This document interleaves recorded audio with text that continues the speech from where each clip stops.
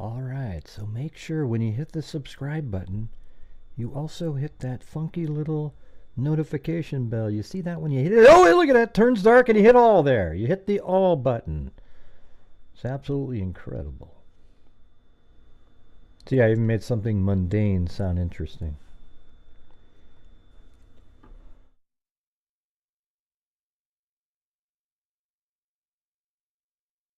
Hello and welcome. This is Grant Hughes of Grant Hughes Investigates on YouTube. This channel evaluates all aspects of true crime. As you are aware, videos and live streams in this genre often discuss elements of crime that may be disturbing to some viewers. If necessary, take the precautions needed to avoid these feelings. Factual information related to cases is the key to fostering rational true crime discussions. Fortunately, you will find that here. Please hit the like button only once, share the video, and subscribe if you like my content. Thank you very much for watching.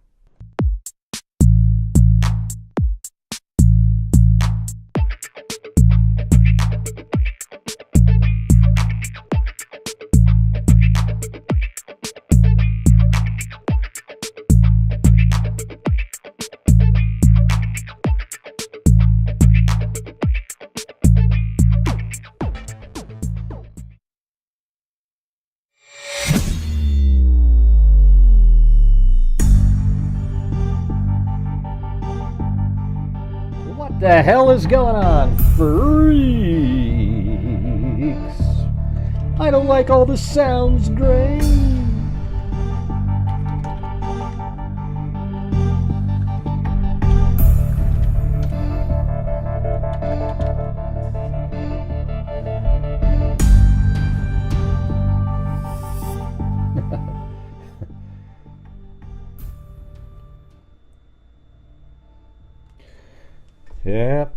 Yep. I always like that. You get the complainers that show up to your video the next day. Gray, I'd like the show, but I don't like the sounds that pop up. God. Well, listen, you can go watch somebody else, okay? We've been doing this for a long time, all right? Also, what are the other complainers? Oh, yeah. Last night, I don't think I was mean to any callers last night. They go, "You were so mean, I'm unsubscribing. And I bet a lot of other people did too, you bastard." Yeah, well, I just don't have time for lunacy, all right? Okay. Now, the night before, last night was weird because we had somebody that just kept trying to call over and over and over and over and over and over and over and over again. Yeah. Yeah, it's crazy, man. Crazy. Got too many Karens in society. Not the name Karen, but, you know, the people that act like the Karens that we keep hearing about. The crybabies, you know, the, "You didn't accept my idea, you bastard." Well, because it was lunatic stuff. You get it? "It was just my opinion, Gray." I know, but I'm not required to respect your opinion. You understand that, right?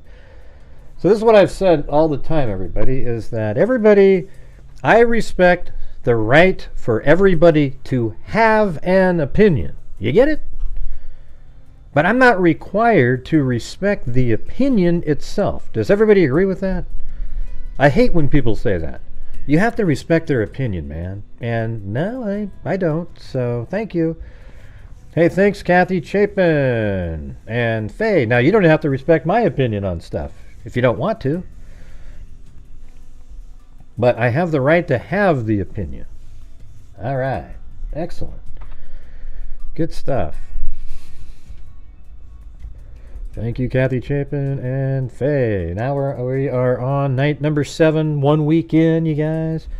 See if we can keep rolling. Try to get to a good month so we can kick some ass at the end of this month. That'd be awesome. Yeah, I mean, my channel is my opinion. I mean, I think it's always kind of funny. And I don't, like, not think about stuff before I talk about them. You know, some of it is just live, like, oh yeah, let's put this together and think about it.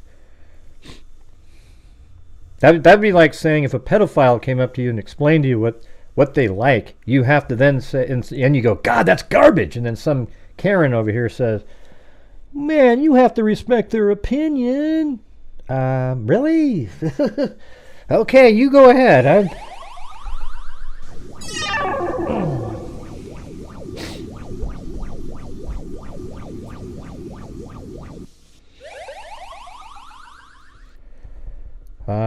Soto, Lake and Riley and 2 Delphi girls are shared one same trait. What? God, just hide that person. Just hide that person, okay? Yeah, get rid of that person who just made that comment. What an idiot! God, what? Who in the hell makes comments like that? Just get rid of them from the channel permanently. Thank you very much. See, Gray, somebody just came in and had an opinion, and you removed them. Well, if you read it, you'd understand why. Okay.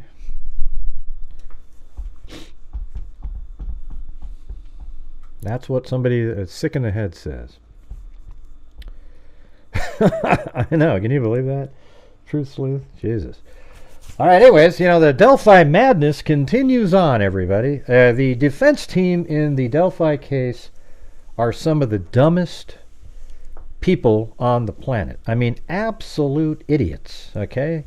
And that's my opinion, Gray. That's what you're going to say, right? That's your opinion.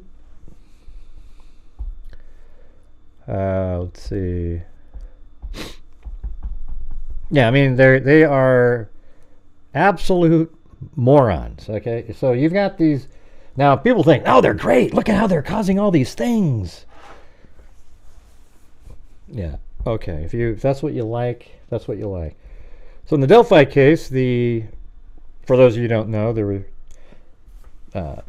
2 girls, Liberty German, Abigail Williams, on February 13th, 2017, were murdered as they were crossing the Monenhai Bridge in Delphi on the trails at around 2 o'clock. They were walking across the bridge there. And one of the girls on the way across on the other side of the bridge filmed this guy right here. Although you can't see it because hold on. Right here, this guy. See that? And audio. And they hadn't made an arrest, and then 5 years later, going back through the tips, there was this person who said, oh yeah, I was there that day and everything. And it turns out all the information back then that he gave out should have went right to him, and there should have been an arrest made like in a week. But there wasn't. So finally he was arrested, and he ended up having these attorneys that are probably the most unethical attorneys you could ever imagine. I mean, we're talking about people who, when having conversations with the prosecutors, agreed not to talk about the case so that they wouldn't have to put a gag order in place. They're the ones that even suggested it. The very next day, they jump out in front of the media. They wanted to get that a little extra time so they could jump out in front of the media and started blabbing about the case, talking about all kinds of different things. Then they put a gag order in place. And then, after the gag order was in place, so they came, the gag order was put in place after they came forward. So now there's a gag order. Then it turns out they sent trial information to a felon who was, just happened to have a similar sort of name to somebody. Then that felon put out the information, or first letters of his name or whatever. And then that felon put the information on YouTube, and then the witness list was made public. So then the prosecution and the judge made it a very strict gag order. But that wasn't good enough for the defense team. That wasn't going to work, because what they were going to do was put out a document, and not everybody, but there was many of us that knew this document was coming out 2 weeks before it came out, And here came this Odin document that was filled with all kinds of, quote, classified information covered under the gag order. And they put it out there and pretended that they accidentally put it out on this server so that a bunch of the wackos that they communicate with could download it. And once they downloaded it, everybody shared it and everybody had it. And it was talking about Odinism and all this crazy stuff going on. And then an investigation was done. So that was unethical in itself. Then an investigation was done. And it led back to the defense team because, there was an investigation done after that crime scene photos were leaked. So literal crime scene photos of Abby and Libby on the ground were leaked to various content creators out there. And then an investigation was done into the leak of those images. They were the same images, though, that were in the Odin document, but just that part wasn't shown to the public. But people who had the Odin document and its exhibits had those images. So then they did an investigation, and it led back to a guy named Westerman, apparently.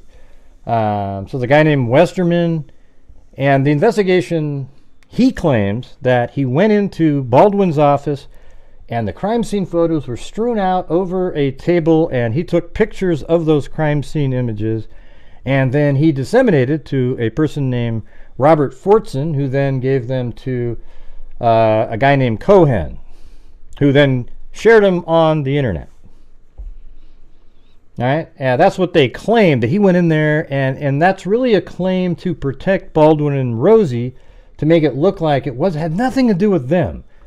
But we come to find out that Westerman was actually given the Odin document, including the images, prior to the claim of him going into the office to take the pictures of the images on the table. And then you might ask yourself, why would he need to take pictures of these Odin documents on a table if he already had them in the Odin document that he was given? It's actually called the Memorandum in Support of the Franks Hearing, but we just call it the Odin document. Right? So that's a lie there. He literally had those photos and he disseminated them. I believe it was a orchestrated plot by the defense to put out images to support their memorandum. All right, there you go. And and so the judge removed those two attorneys. She gave them a chance. She was going to have a hearing to put out all kinds of information about what happened behind the scenes. Oh, and by the way, Robert Fortson killed himself as well during the investigation.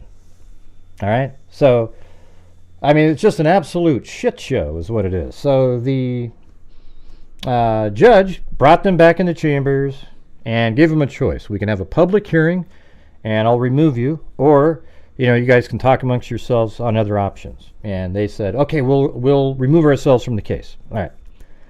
Then there was a plea to the Indiana Supreme Court, and they go in front of the court, and the court was sort of like, well, you should have had the hearing, and it's also a Sixth Amendment where he has a right to his own counsel. I think most of the weight, though, seemed to be on the hearing portion of it, but the Sixth Amendment also weighed in there. And the two attorneys were put back on the case. But then the judge set a hearing again to then show everybody what they did. Okay, so that's where we're at basically now, and it's just, man, this is crazy. All right. And by the way, if you're out there, you guys, we're having one of those slow starts again, so if you want to help support the channel, that'd be absolutely great. Thanks, Misha. Appreciate it. We're trying to keep the ball rolling this month to have a better month than other months. We've had some not as good ones lately, but not terrible or anything. But. All right, so let's go over some of these documents that have just come out recently. So yesterday, I don't have that one sitting right here, but it's just a really short document. They did a not sure why I have this on the screen here. They did a, let's see, request for a speedy trial, and within 70 days, and I guess that's their right to be able to do that. So the trial could even be in May of this year. I mean, that's incredible, isn't it? In 70 days. All right, so let's see what this document is right here. Verified motion to extend discovery deadline. So I think this is, well, yeah, this is just for the discovery in the case. So it says, comes now, counsel for Attorney Baldwin and Rosie. Counsel for, so I guess this is discovery for that hearing, I guess. Respectfully move to extend the discovery deadline of March 7, 2024. In support thereof, counsel states on February 22nd, 2004, the court issued an order stating it in pertinent part now. I wonder if that's error. Should be 24 maybe.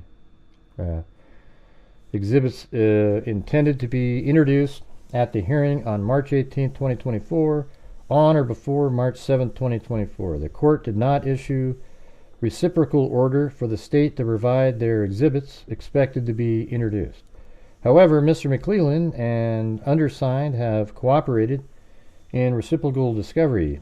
Undersigned has provided expected exhibits to Mr. McClellan as they have become available. The undersigned believes Mr. McClellan has provided all expected exhibits, so they're saying that they think Mr. McClellan, the prosecutor, has given them all the exhibits. On March 1st, 2024, counsel conducted depositions of most of the state's identified witnesses. At that time, it was learned that the ISP report provided to Mr. McClellan that the undersigned did not contain the attachments. Mr. McClellan pledged to obtain them and share.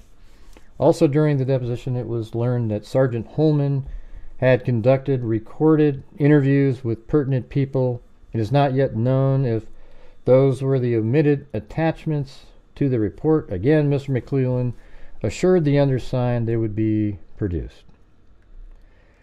On March 5th, 2024 at 8:24, Mr. McClellan communicated to undersigned that he and the attachments and that he had the attachments and would collect the interviews and provide them through discovery. Number 6, upon review of the state additional discovery, the undersigned may have additional exhibits. It will be impossible to determine that until the new materials are reviewed, which, due to counsel schedule, cannot be done before late in the afternoon on March 7th. I don't know. So it sounds like they need to extend the time to give over discovery, and then McClellan, it's saying, let's see, on February 29, 2024, that was just a few days ago, and March 1st, 2024, the defense was contacted by 2 separate individuals who claimed to have documents pertinent to leaks. Despite diligent efforts, see, I think this seems like this is related to this hearing here. I don't think this is related to Richard Allen's case. I think this is related to the hearing, because that's why it's saying up here, the attorneys, or it comes now counsel for attorneys Baldwin and Rosie. So this must be Hennessy. Oh, there it is, right there. Boom, okay. All right, so this must be for the hearing there that they have coming up. And I think it's not too long from now. What is it, on the 18th or something? And man, you guys, did you guys hear what I just said a few minutes ago? Nothing. Fell on deaf ears yet again. It's always when I say something. It's crazy. All right. Then we're going to move to... Yeah, let's go over this thing next. Right here.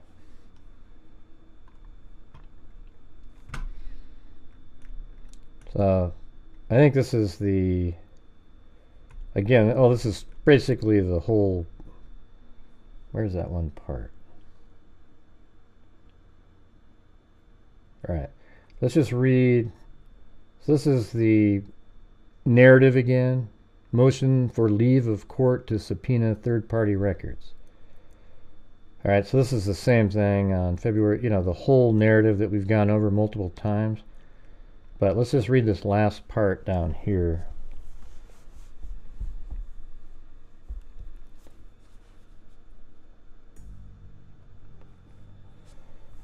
Let's see. Investigators discovered Richard Allen owned 2 vehicles in 2017, a 2006 black Ford Focus and a 2006 gray Ford 500.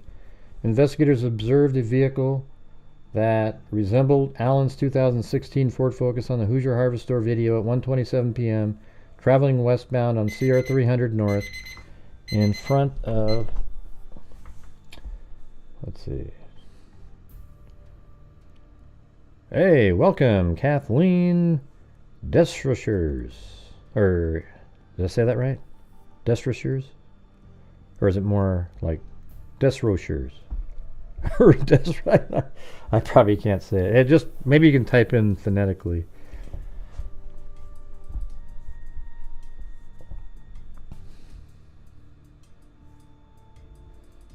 Yeah. So everybody's like, I just want to talk about the Madeline Soto case. I don't care about anything else. You notice how slow it is in here now that we're talking about Delphi for a few minutes? Just sad.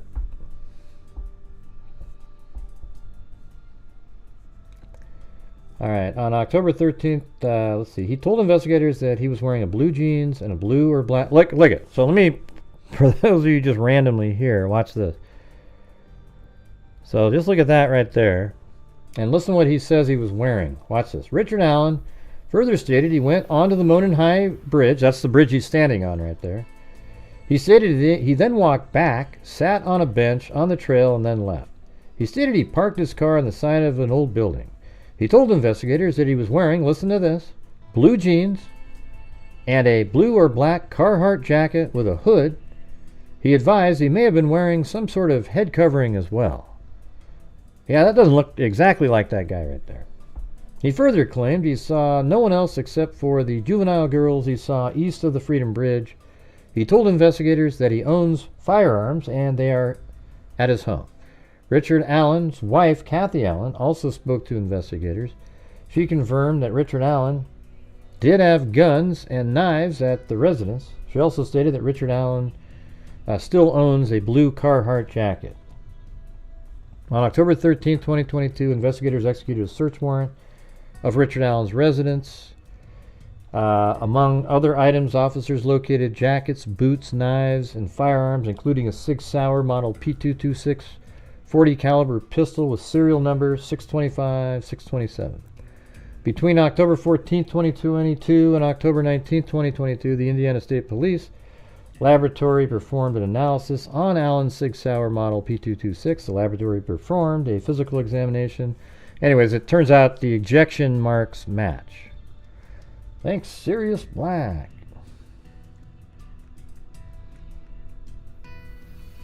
Okay, I'm just going to do this part down here. All right.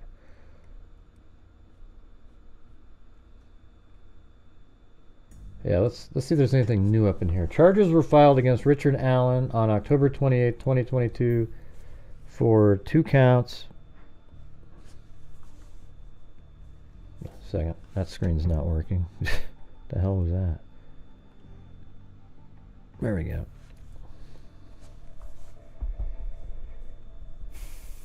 Charges were filed against Richard Allen on October 28, 2022 for 2 counts of murder.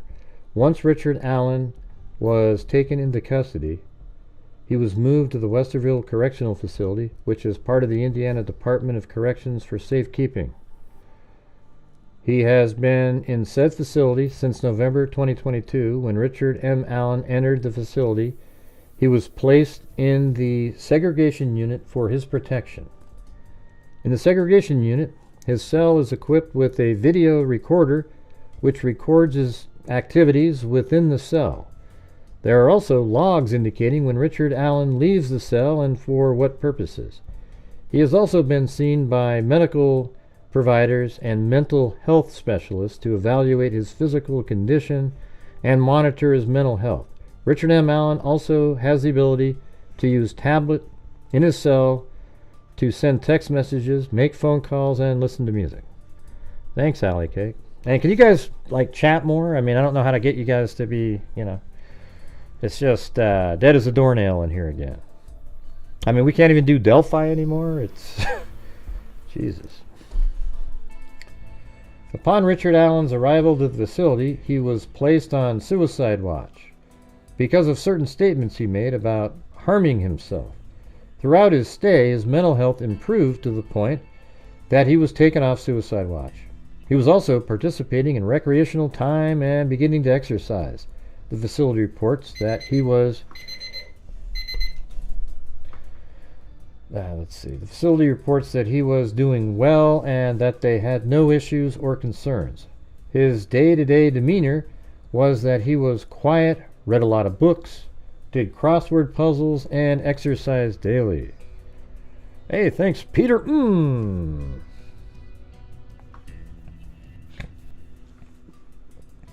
No, Aaron, it's your idiocy. That's the truth. You know, you'll have to go find yourself another place to be. My attitude's been absolutely fine. It's just referring to the story. So go do something else, you moron. All right, thank you. Where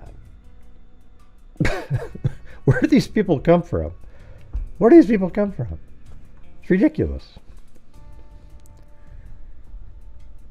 Yeah. Anyways, on April 3rd, 2023, Richard Allen made a phone call to his wife, Kathy Allen. In that phone call, Richard Allen admits several times that he killed Abby and Libby. Investigators have the phone call transcribed, and the transcription confirms that Richard M. Allen admits that he committed the murders of Abigail Williams and Liberty German. He admits several times within the phone call that he committed the offenses as charged. His wife, Kathy Allen, ends the phone call abruptly. Whoa, what's going on, Richard? I'm trying to protect you. Soon after, attorneys... So listen to how this is, again, the unethical piles of crap attorneys. Soon after, attorneys for Richard Allen filed an emergency motion to modify safekeeping order. Oh, because it must have been the prison that caused the problem. In that motion, the defense states that Richard Allen's mental state has declined, even though above, his mental state had improved and he was even exercising. Had declined because Westville Correctional Facility is unfit and that he should be moved.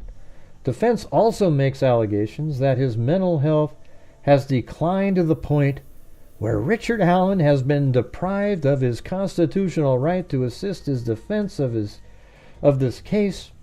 Further, defense alleges that his mental capacity has declined because of his incarceration at Westville Correctional Facility.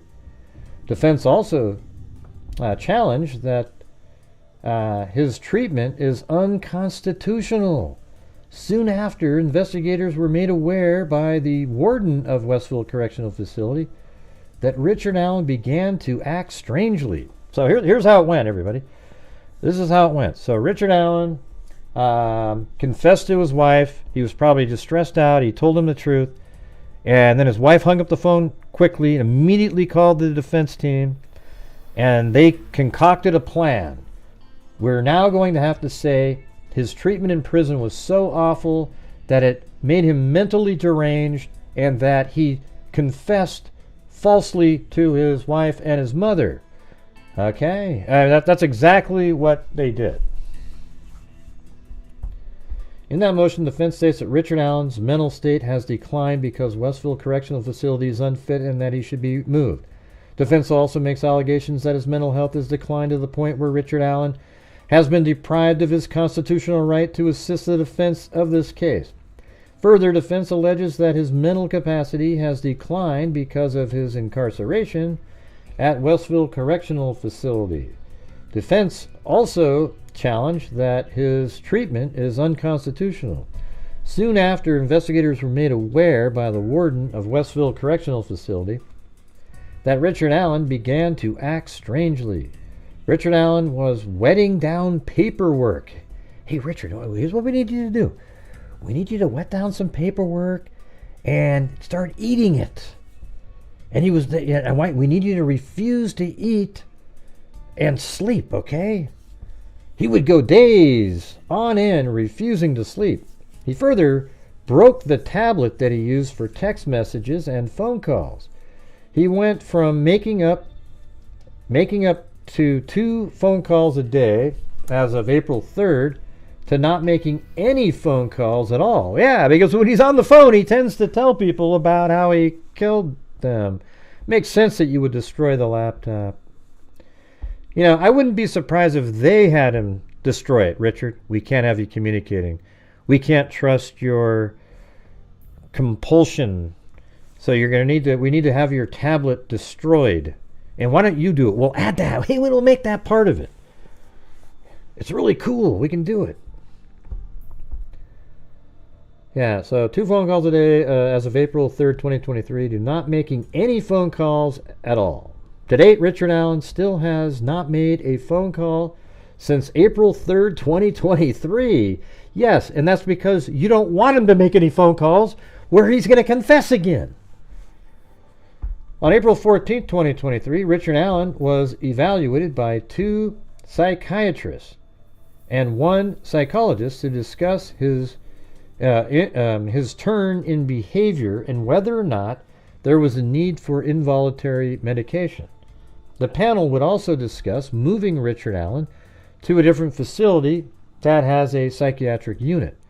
From that meeting, it was determined that Richard M. Allen did not need involuntary medication and that he did not need to be moved to another facility. Since that meeting, Richard Allen has begun to eat again and has begun to sleep. His behavior has begun to return to what it was prior to making the admissions on April 3rd. Isn't that amazing, everybody? Wow! What a miracle! His mental health declined so severely that he started eating paper, and he was, drooling on his shirts.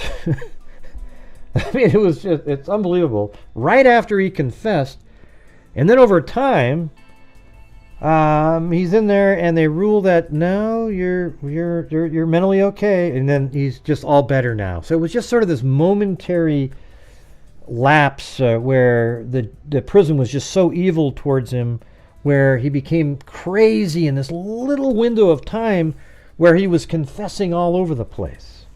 It's wild, absolutely wild.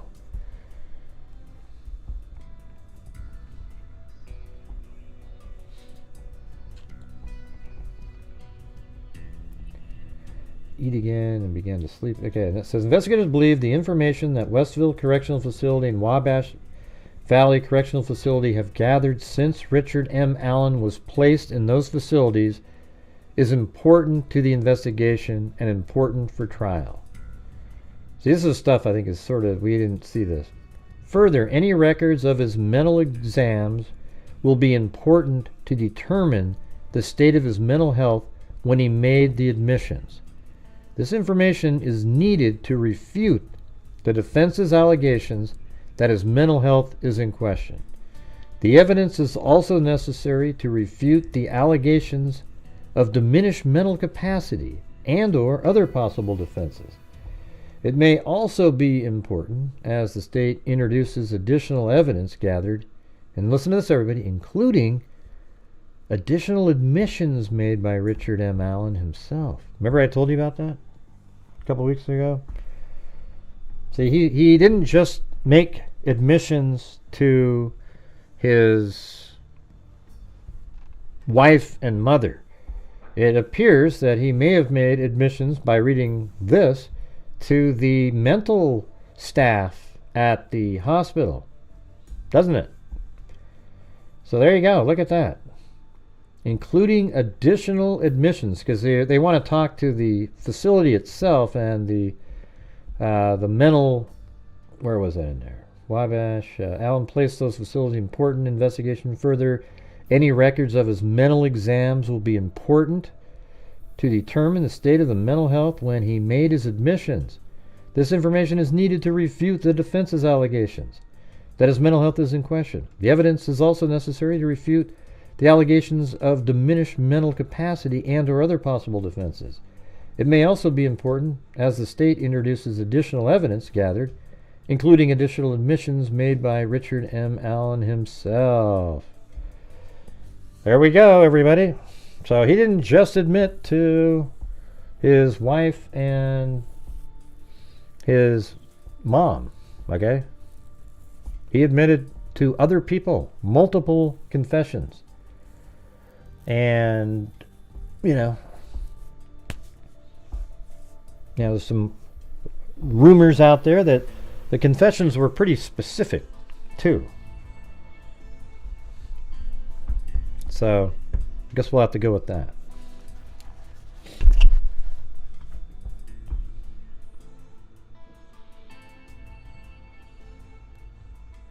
Yeah, we know Richard Allen's bridge guy, yeah. Everybody knows that, Michelle. I did a whole video on that where you show the comparison and everything.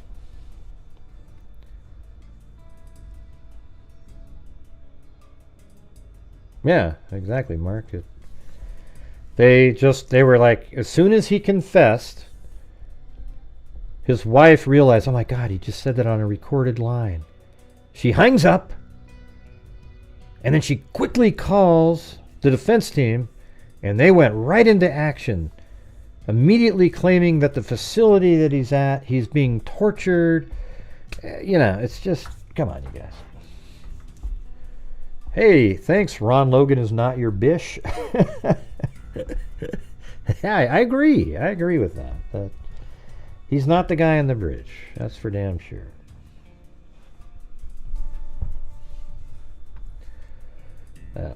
Well, you guys have seen me explain it so many times now. But maybe there's some new people. I'll try to do as fast as I possibly humanly can, just on this part right here. So if you're out there and you're not really familiar with the Delphi case, watch this. Here it goes.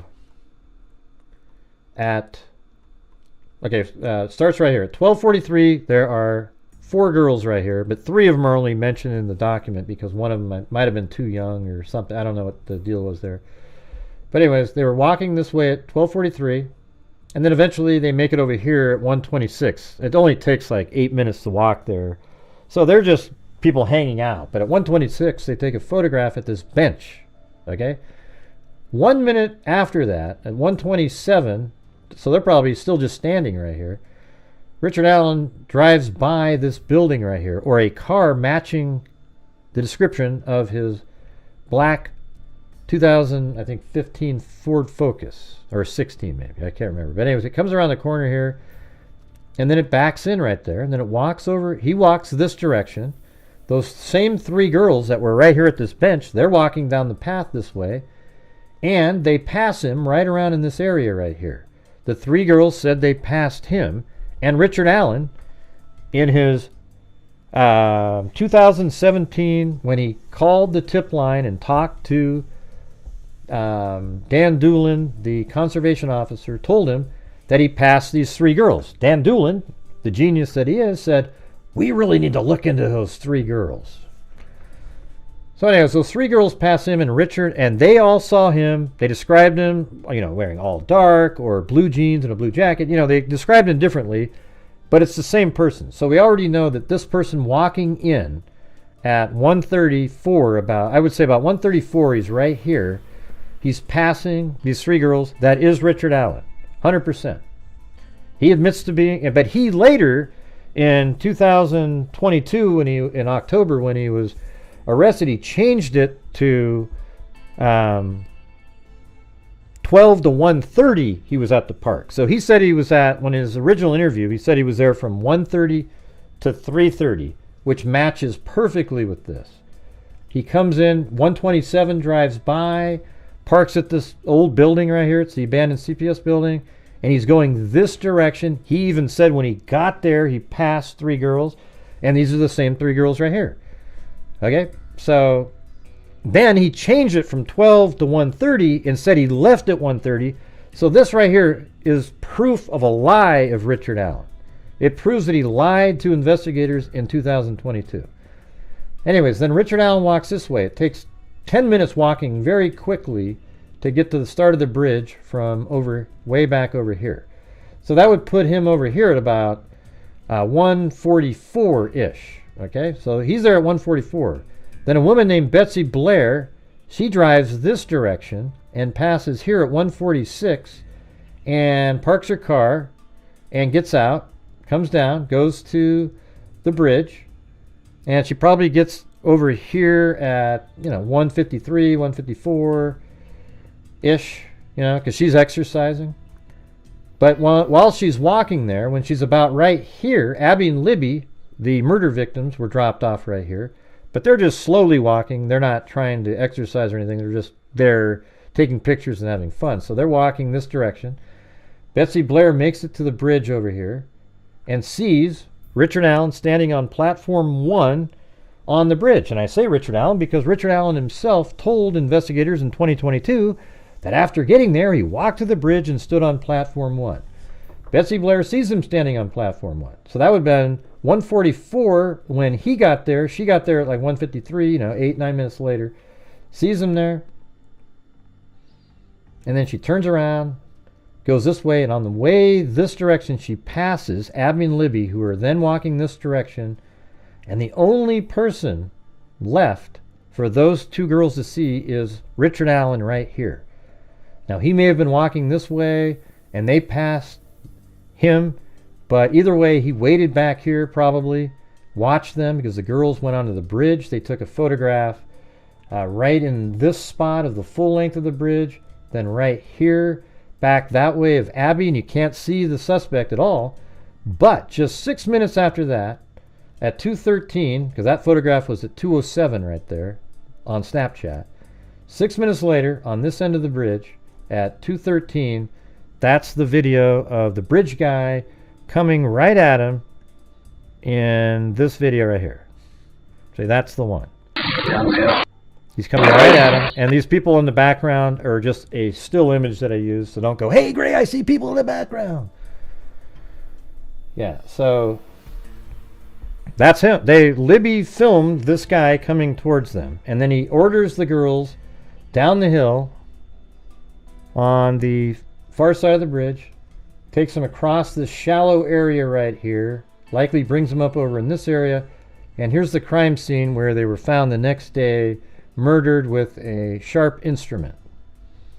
And then apparently when he's leaving at 3:57, he's walking down the road, and I think it's Sarah Carbaugh's driving by and sees a person muddy and bloody walking this direction, and his car's parked over here. I don't really care about Sarah Carbaugh's witnessing, though. It doesn't matter to me at all. It still shows that Richard Allen is the guy on the bridge here. He has no out. You'd have to believe that when he was here, he went wandering off into the woods, and then some other schmuck showed up wearing exactly the same clothing that he was wearing. Man, that's bad luck. All right. So, that's just the sort of the background on that for anybody out there that has no idea what the hell we're talking about.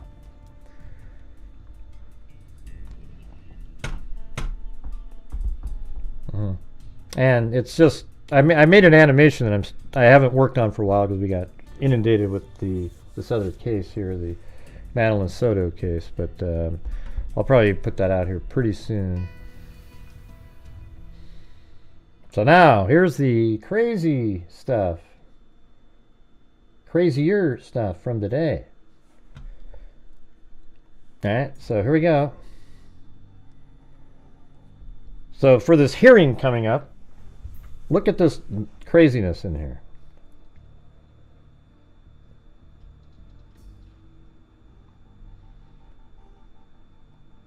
I don't know if that's the one.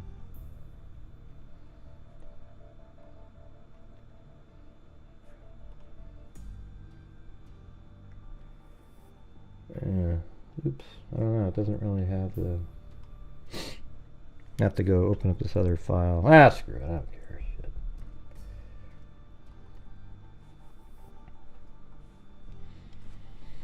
Yeah, so anyways, comes now counsel for Andrew Baldwin and Rosie and notifies the state that the court that in addition to all the witnesses and exhibits previously disclosed, he may call the following witness.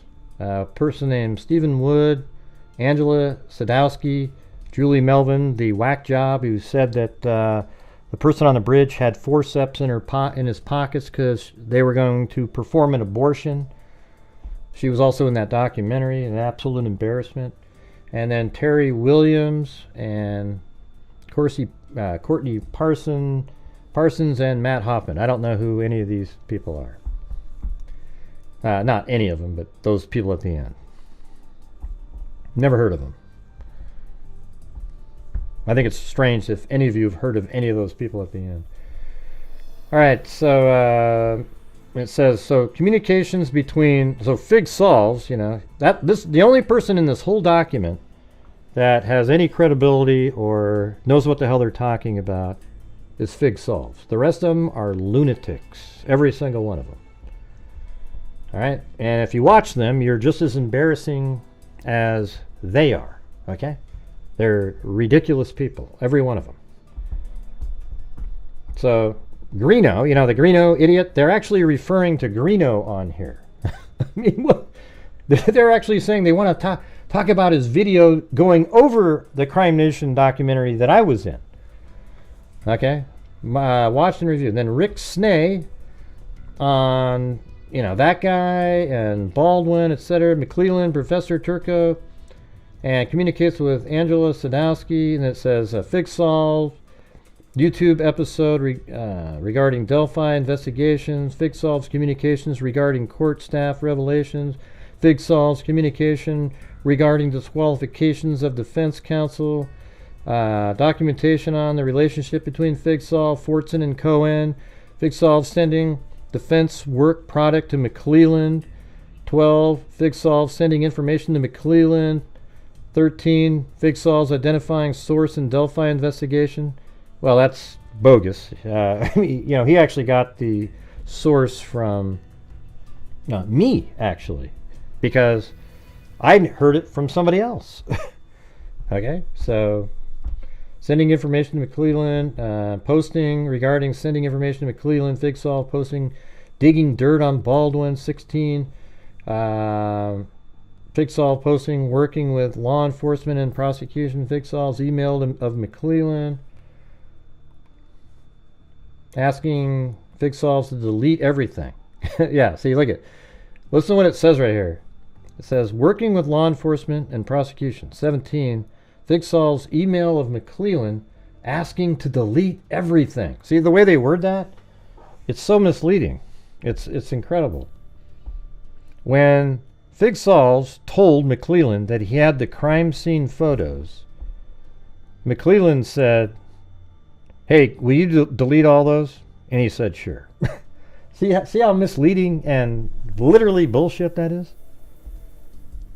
Well, this is the case. This right here is regarding the hearing they're having of misconduct. They're trying to put forth their own misconduct in reverse. That's what they're trying to do.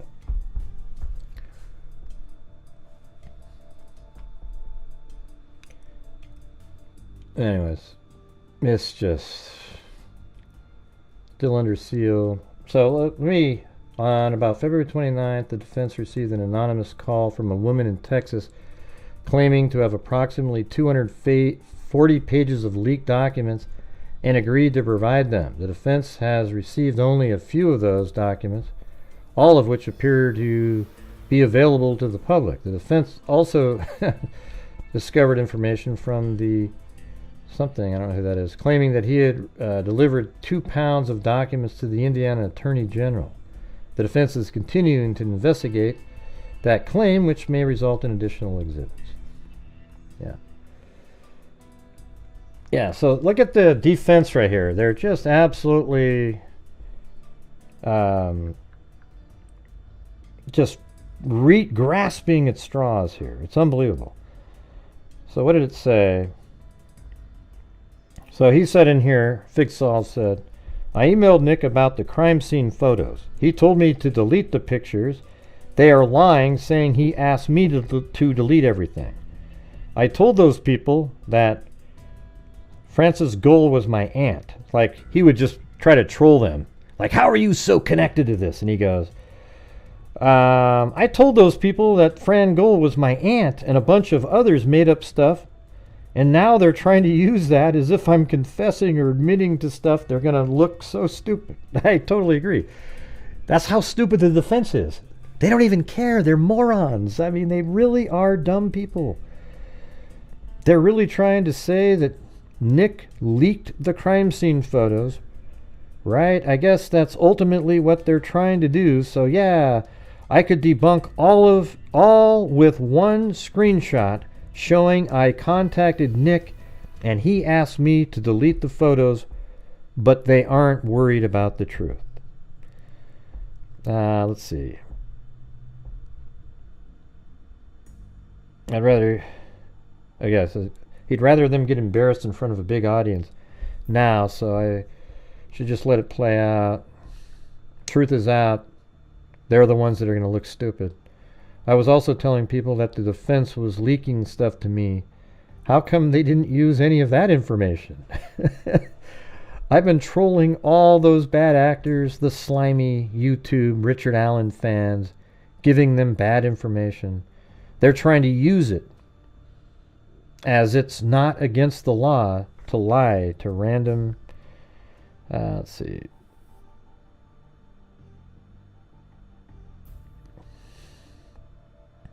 Yeah, random people online, yeah. He says, I've never worked for Nick McClellan. I've never even spoken to them on the phone before. There you go. See, that's how ridiculous this shit is, okay? Thanks, Michelle H.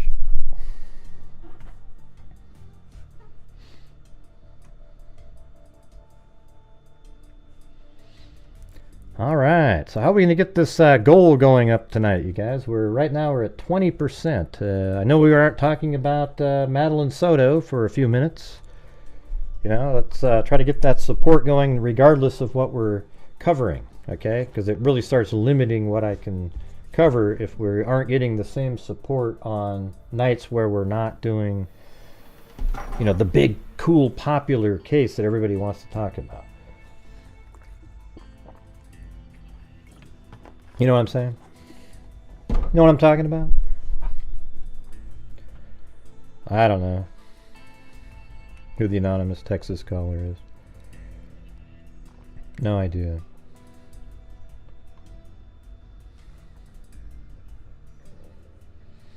So that's really about it right there.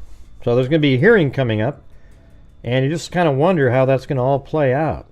If she removes them from the trial, as his attorneys again, then man, what? I mean, I don't think she can do that. It just feels like she's just going to have to leave them there. They just need. I think the prosecution is probably happy to get this trial moving quickly, right? Yeah. Anyways.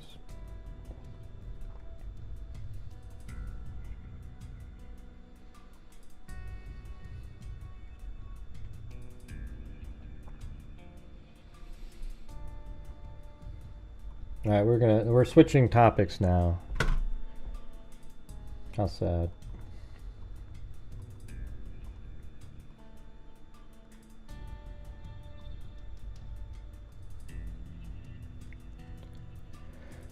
All right, so let's just start off with this. Somebody randomly out there was discussing a YouTube video in the Madeline Soto case. It's a video of, and Zozo sent it to me. It was being discussed on some forum somewhere, and it was like a 360-degree video of Stefan. I don't really care if I pronounce his name correctly. Stefan Stearns. Yeah, I think I'm going to have to try to figure out a way to go to the trial if there is one soon. I mean, hell, I might even drive there again. It's kind of fun. You know, maybe just, I don't know. I like having all my gear. It's hard to do these things when you're just showing up with, you get on a plane, you don't have enough stuff with you.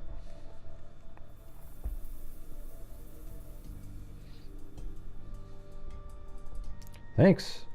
Sungal, 1956.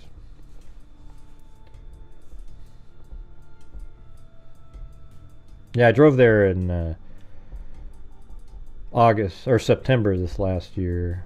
That was really long. I drove like 1,000 miles a day almost, or 790 or 800.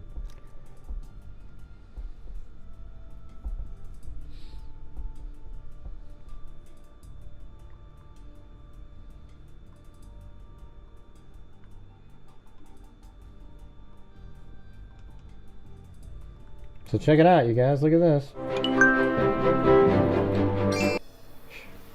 Jesus, YouTube. YouTube will probably play music that gives you a copyright, not a strike, but like a, so stupid. You play them in your ads. Alright, so guess what? At the very beginning here of this 360-degree video somebody took, look at that. There he is. I guess he never worked at Disneyland, everybody. Oh, wait a minute. There he is. Stephen Stern's right there at Disneyland. So you can move it forward, and there he is right there, and there he is right there, and... Is that funny or what? Look at that.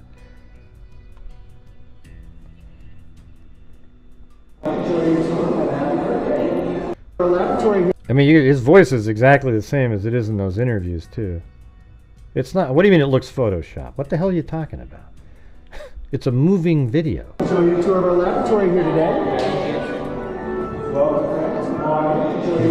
He's still back there. See? He's still back there. Look, everybody. He's still... See that? He's still there. Look. Boy, they Photoshopped every one of those frames? That's wild. Tour of our laboratory here today.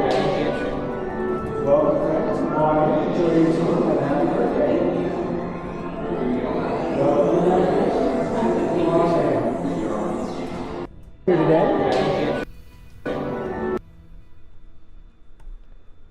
Yeah, that's him. Sounds exactly like that, too.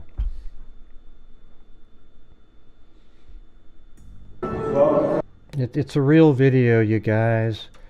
We don't do that on this channel, okay? The bullshit jumping straight to a conspiracy where it's a fake video and all this stuff like that. It's a real video. It would be absolutely so difficult to insert somebody into a 360-degree video. Okay, so just put that out of your mind immediately and take it out and just shove it into a trash can. It's absolutely garbage, all right? Yeah, it's a real video. Okay? Show you a tour of our laboratory here today. And even had the same voice and everything. Show you a tour of our laboratory here today. Hey, everybody. Well, he might be, let's say he's a contract employee, right? Then Disney can say, well, he wasn't our employee. He was an employee of, you know, Jim Johnson's Fun Events Contracting Company. So, pretty amazing that somebody out there spotted that, though, isn't it? It had 600 views when I looked at it. Now it's 2,000. The person who made the video is like, whoa! And then people think, oh, I got a comment. Yeah, I always hate that. Just, nobody cares, dude. You know? They always say, hey, what do you think now about your video? You got this mean... Yeah. That was 7 months ago.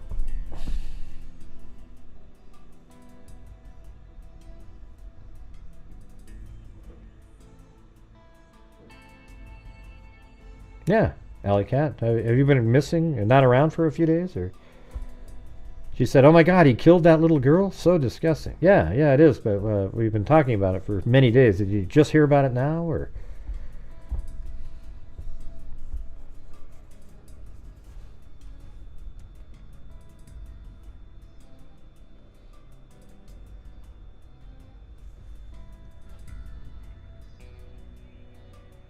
okay, so here's a message. Another person that I interviewed I still haven't been able to edit it yet because it's like a long, hour-long video interview.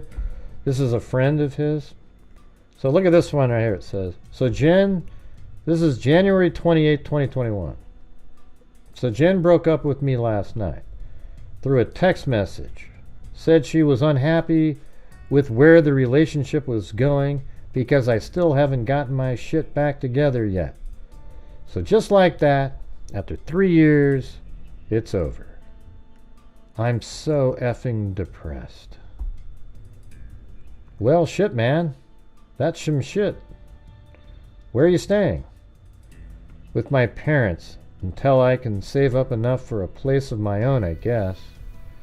I don't know anybody down here in Northport. Should I come visit? Just my folks. I was thinking I kind of want to get... I don't know what he said after that. But there you go. So it does show that they broke up at some point back then. But they must have got back together again and then broke up again, etc.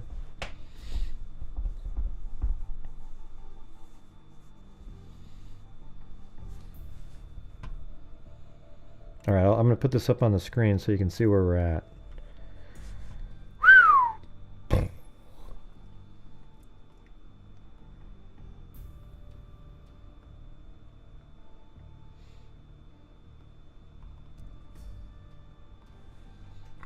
Okay, you know, there's people out there that keep saying that Stephen Stearns said, well, she was embarrassed to be picked up in the car. That never, I don't think that ever was said by him. Okay? I think that's just something that's evolved to that. And it's actually being quoted and attributed to him, but it was somebody else who said that.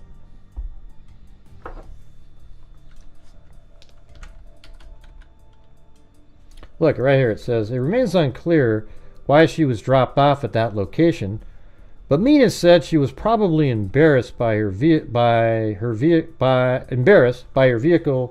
and asked Stearns to be dropped off there. See, that wasn't him that said that. Orange County Sheriff John Mina said Stearns dropped her off near the Peace United Methodist Church. It remains unclear where she was dropped off, but Mina said she probably was embarrassed. Now, maybe he told her that, but I haven't seen anywhere out there where Stephen Stearns said that. Investigators accessed Madeleine's cell phone and found information on the phone that indicated that she told people that when she turned 13, she wanted to go live in the woods.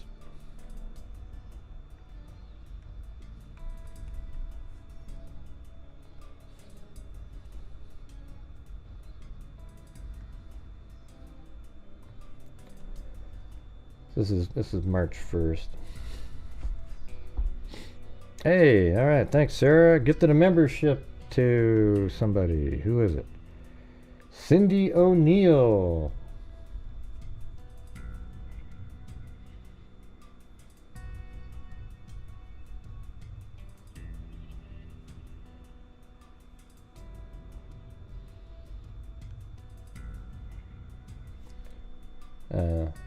Yeah, this timeline's missing a bunch of stuff now.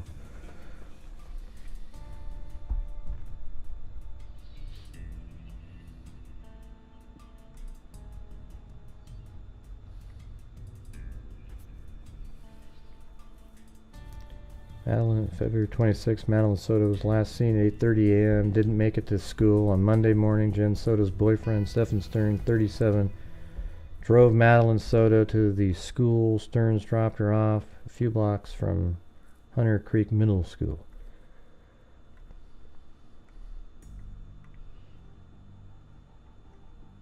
And that's, you know, looks like they've got a lot of stuff in this one. I don't really want to go through it at this time, but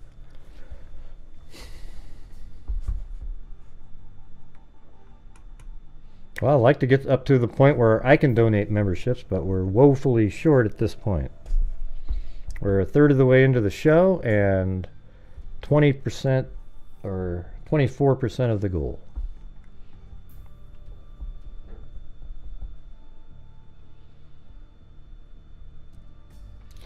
It's weird too, because now it's like on the nights that I raise funds that I can donate, you know, to charities, we do pretty good, but then on the other nights I don't, so it's just like this weird cycle. Yeah. Disney had said he didn't currently work. Oh, just currently, yeah. So that, you know, that just means he maybe was fired before. So that doesn't mean that Disney lied then. It just means he doesn't currently work there.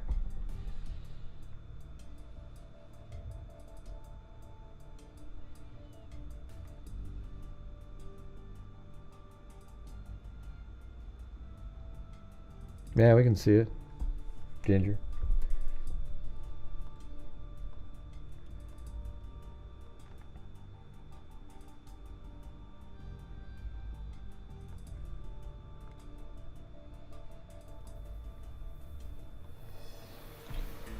All right, so here's something to look at too. So these are images right here from the day of her murder, of Stephen Stern's, the vehicle that he was driving. I think this is one of his parents' vehicle right here.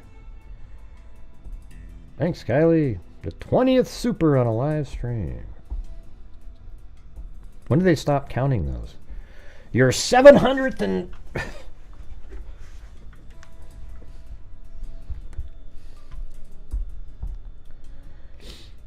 Yeah. Yeah, so check it out right here, though, you guys. See, that is one of those spare tires, right, that you keep in your car, but apparently in Australia you call it the stock tire. Over here it's the spare tire, because the stock tire would be the tires that came with your vehicle. It's, you know, that little spare tire that you put in the back where you can just kind of drive around. Yeah, I guess they have they're not even really a spare tire, which would be kind of like your like another tire that was just like your other tire, if you wanted to call it that. But I always just call it the spare tire that you put in your car.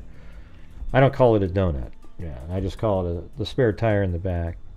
I don't call it a donut. I call it a spare tire that I put in the back. Yeah, it's the one that you just put on so you can get around for a little bit.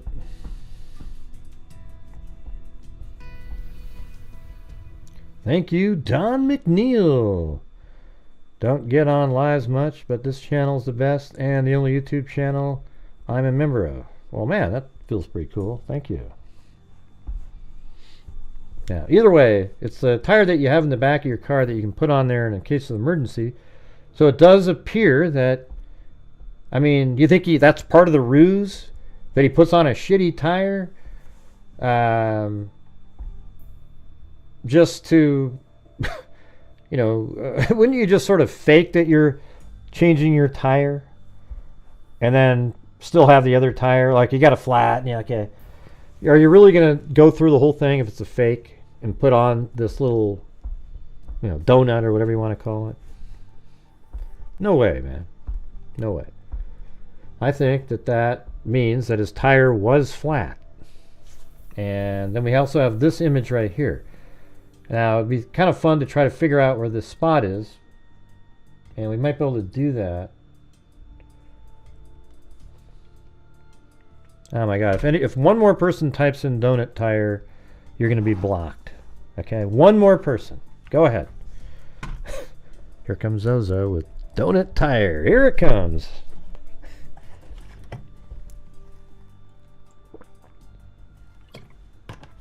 Yep, told you, right there. Didn't I call that, you guys? And I bet you she typed it in before she even heard me say that, because you're on delay. Told you.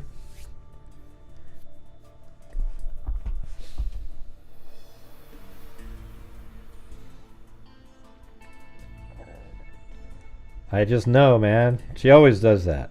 She always does the opposite of anything that I say. If I say, everybody type in a 1 if you believe this, and it's something like really obvious, and she'll put a 2 in. Every single time. It doesn't even matter.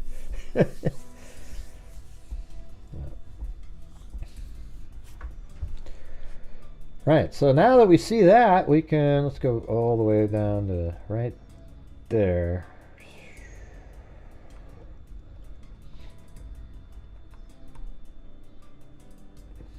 And isn't that crazy? Like those whole bamboo row of bamboo wasn't even there. It might have just been planted there. Looks like you can just see them coming up right there in 2018. 2018 they're bigger. 19, 21. And this only goes to March of 2022. So, but you know, they're bigger. Each year they get bigger and bigger and bigger.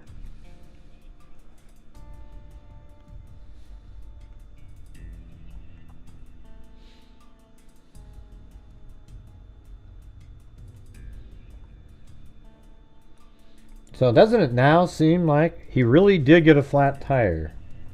He was just driving out here, pulls over, and he put her body right there to get her away from his vehicle as soon as possible, so that, you know, somebody that came by to check on his flat tire isn't going to notice a body in the back of his vehicle. So it's almost like he was out here, and he pulls over, and somebody did drive by when he was here, which is crazy. So he must have been absolutely freaking out, because the driver driving by at that point saw him parked there. So was he already over here at that time, or was he still just kind of on the side of the road? Maybe he was even, I would think he would have pulled over to this side. But if you didn't see the video that I made earlier, you might want to check that out. See the video that I made earlier today. I went over what we did yesterday on the show, but it was just a shorter thing so people could see it. I think that makes sense. I don't think so. I think he got a flat tire. I mean, are you saying like he pulled off the side of the road and then got a flat tire? I mean, I don't know. I guess I can't answer that question. You know, people are wondering, because if you go down the street view here, they're saying, well, look, there's this wooden thing here. There's probably nails associated with it. So maybe when he pulled over here, because that's where he was going to go,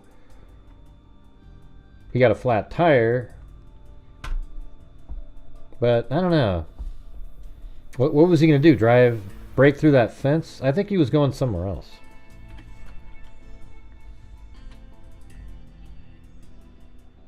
I mean, there's all these lakes over here. Was he going to go to this area right here? Pearl Lake? You know, he probably came down, drove around. He maybe was going to make his way right over to here somewhere, and then take her body through the woods and maybe get her into this lake area. You see how it goes around right there, and he just never made it there, so he had to improvise quickly.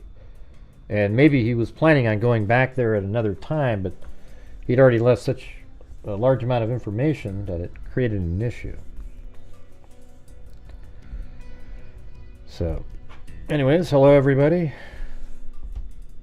Michelle H., Ginger Keys, Linda Howell, Allie Kate, Katie D., Sharon Gornick, Ivan Victor, Linda Howell, Michelle H., Jessica Miller, Russian Aloha, Cheryl, Joseph, Guilty,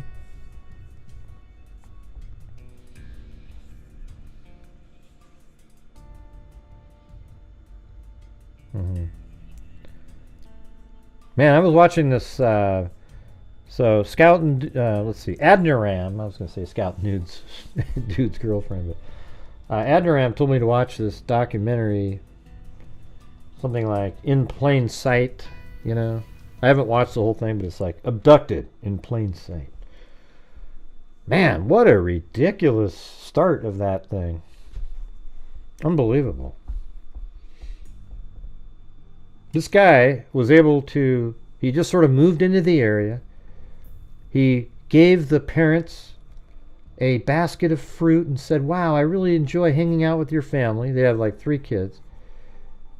And he started coming over, and he was really infatuated with one of their daughters, like 11 or 12 years old.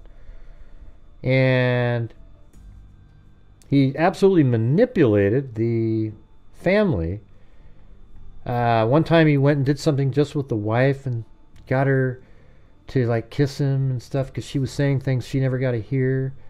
Then one time this is crazy. Watch this. He took the husband out on a drive and he goes, man, my wife, she just doesn't do anything for me at home. Is there any way you could take care of me out here? To the husband. And he goes, and I did. What do you mean? What the hell are you talking about? You actually did stuff with him? Unbelievable. And then he comes back later and he says, yeah, I was in a hospital and the family just always let him be around the kids and everything. It's just crazy. Always let him be around the kids. And then he goes in and then he says, he literally tells them something about, I have this mental problem and what they said for me to do is to be around kids more. And they let him sleep with their daughter 4 nights a week in her room. And then they let her take her on trips and stuff. He groomed the whole damn family. But the thing is the parents are idiots. I don't care what you could tell me or anything that would get me to do any of that shit. I mean, I'm not trying to be like a holier than thou on this one. This is like literally, are you kidding me? I don't think there's a soul in here that would do any of that stuff.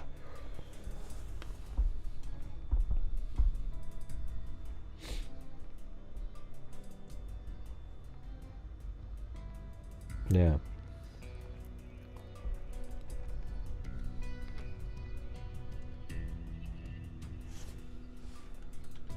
Oh, it's amazing.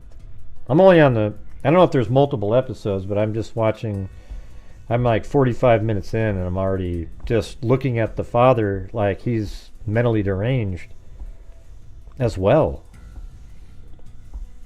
I couldn't believe it. But I was kind of made me think of Jen, she's a little bit mentally, I think she's bipolar. The guy that I interviewed the other day, I haven't put out the video yet, but he said she's on a lot of medication for that. And then there's a screenshot of her seemingly admitting that herself. I mean, did that come off of her Facebook page?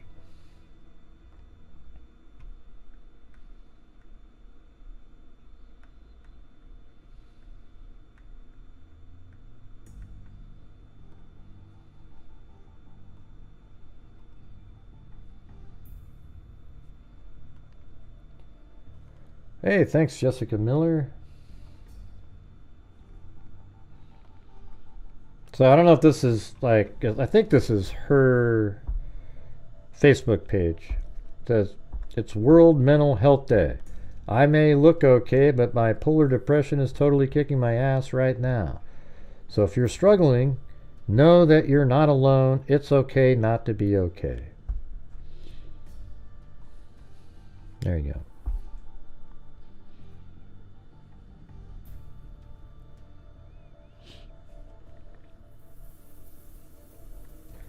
So yeah, we're just talking about how there's a flat tire right here. So I think we need to just try to, let's see what's going on further. It wouldn't shock me in either direction regarding the mother, okay? I just think when people are just too into the, oh yeah, she's part of it, man, she had something to do with it. I think you're just stepping way too far ahead, okay? We don't know. I think it's okay to think that maybe she is, but when you're so certain, like that's a little too much. We don't know. It could be that she found out something, but how many people literally think she has something to do with, like, some sort of, I don't know, why she died or something. I mean, it's possible, sure, but it's called Abducted in Plain Sight on Netflix.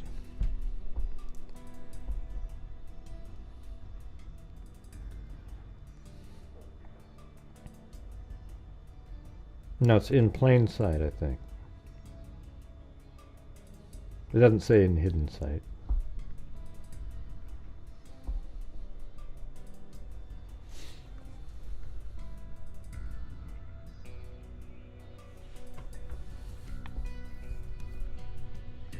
So why don't we try to find where this is right here? Because I think this is going to be the shot at 8:10 when he's coming back.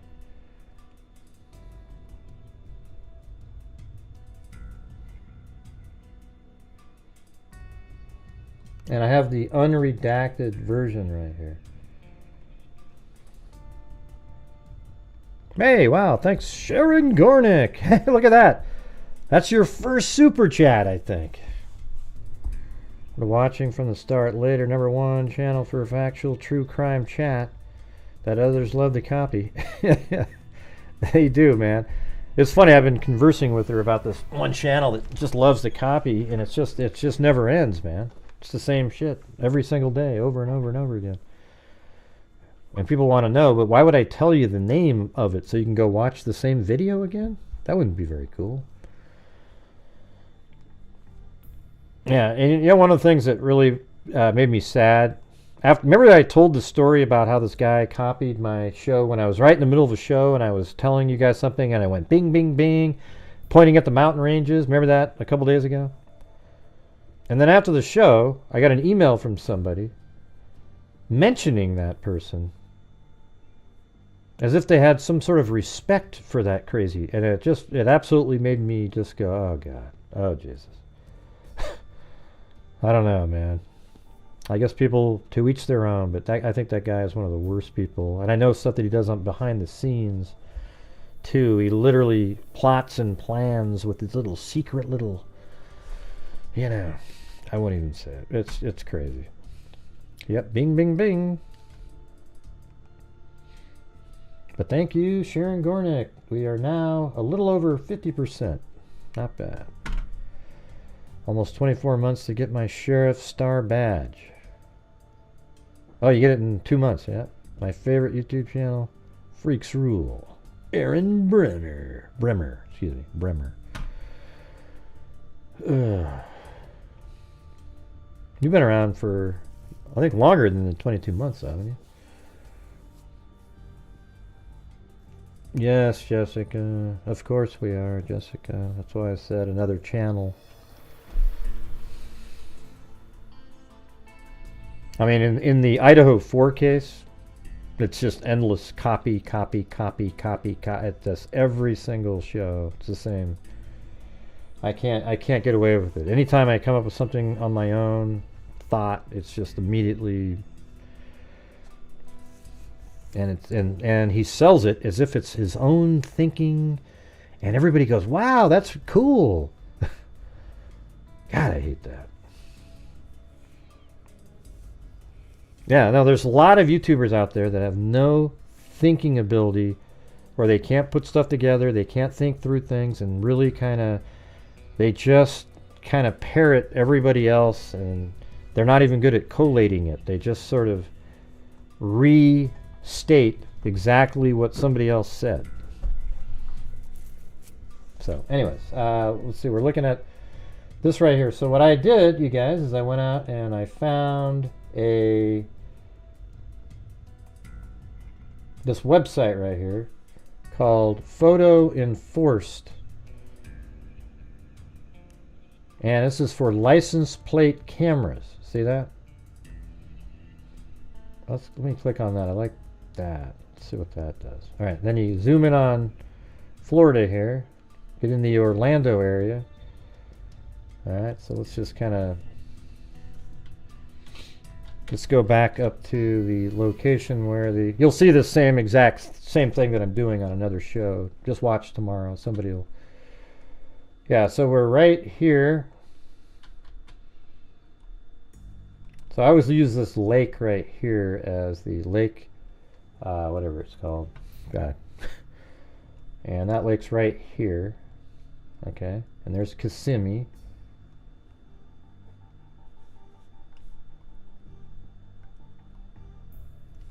And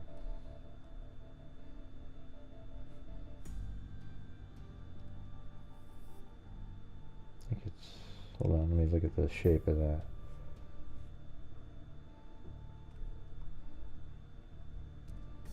Yeah, it's right here.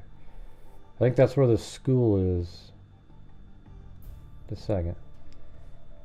Yeah, it's close. So there's something right there. I wonder what that is. Red light camera. So that's a red light camera. So that's probably not the one, but it's right here. So there's a red light camera in this spot. We'll just put that there. Oh, what is that? Look at that. There's a little...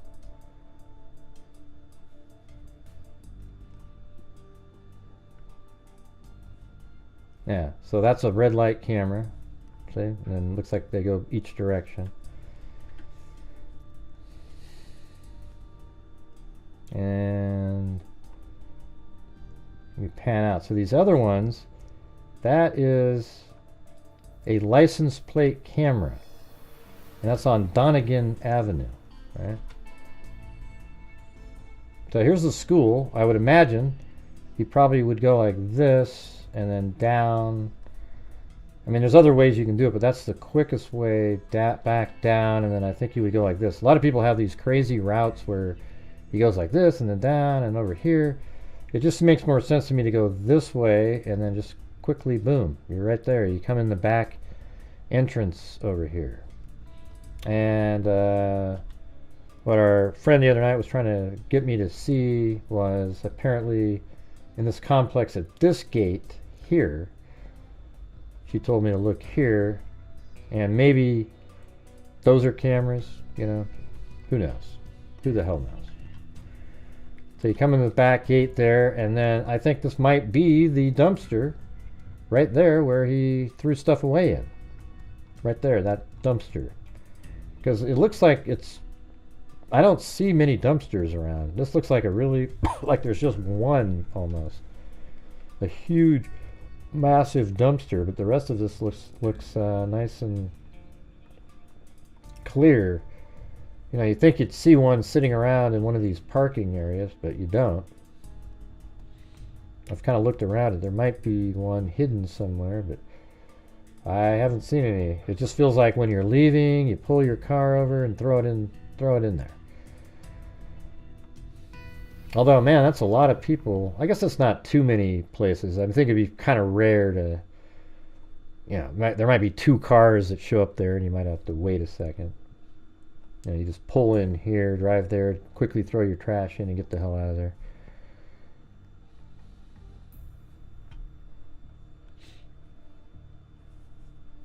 Does that make sense?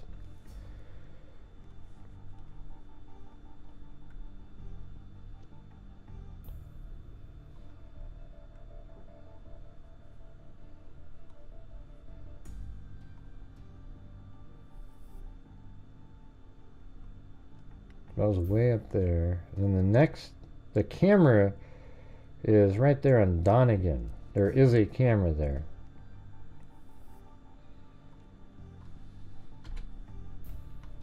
So let's go back up here.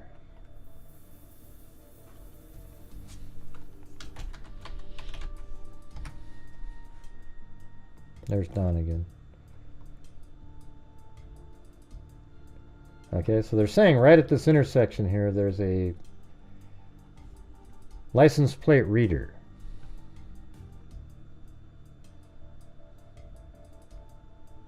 Donegan Avenue. The only problem is I couldn't see it. You know, I don't know if it's up. And this is also September 2022, right? So there could have been one installed somewhat recently that we just don't see. Maybe on one of these poles here or something. But I kind of wonder if this is the spot. Maybe, I mean, there's trees there, so I don't really know. Let me look at this again. So the direction the vehicle is heading, it's on the left side of the car. And so it must be right there, actually, if this is the right intersection. Because it would be heading south. So that means it should be right, like over here somewhere, but I just don't see it. But if you look at the image of the vehicle, and this one here. Let's get the other one out.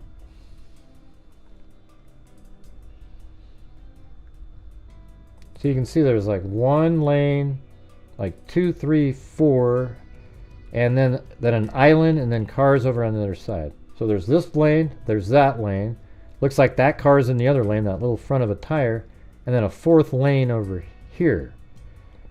And when you turn around and you go to, you got 1, 2, 3, and then there's a fourth over there, and it has that little. It almost feels like it's looking right here. I mean, it really does. It just, you can see that little island there, but that means the camera is really low here. Because look how narrow the island is. We're even up higher here, so it has to be almost on the ground over here. Or, coming from this plaza sign there. It'd have to be really low to get that shot. Look at that, a 7-Eleven. Can't believe it. Do you know I drove all the way from Indiana to Oregon and could never find a 7-Eleven? Man, that was awful. You guys even there? Hello? Hello? Hello, everybody?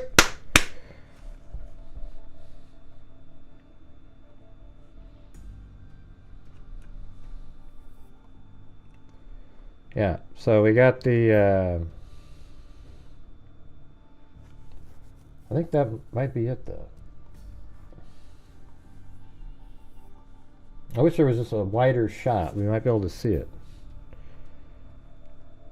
I see right over there, it looks like paint on the ground, almost like a left turn signal, or sign, a little painted arrow going around. And I think that might be that. But I don't see the tree, but you can't see that high, so you don't know if there's a tree there. And check it out, this though. You see that little white pole there with that? You kind of can see right up in there, that little something white, but I don't see the same stand height on that. But it might be just because it's low.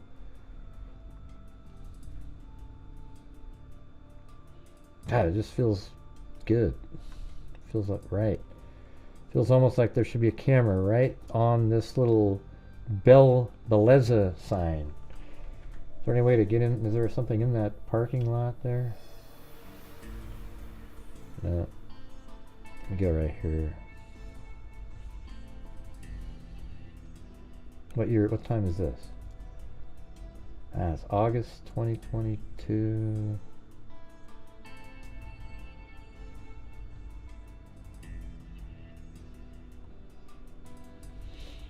Yeah, it's pretty wild. But hey, you guys are watching my channel. We do this every single night, and on a nightly basis, the freaks help support the channel. That allows us to do stuff like we've done in the last week, where we've given $1,100 to the National Center for Missing and Exploited Children. It allows my channel to make an income, and there we go.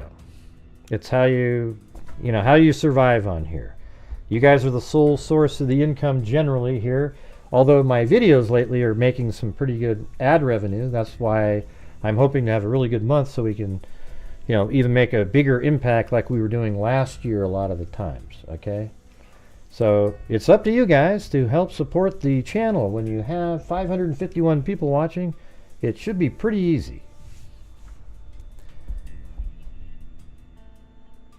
Well, I do Russian alone. I do.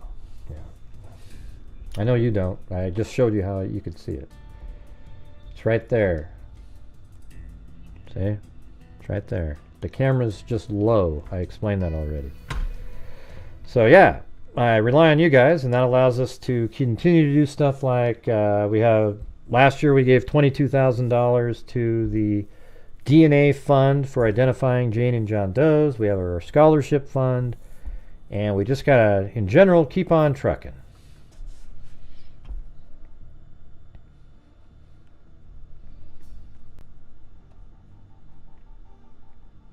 That's right there, see? That's the medium. And that's why there's a car on the other side of it right there. You see it now, Russian low? And the chat's completely disappeared again.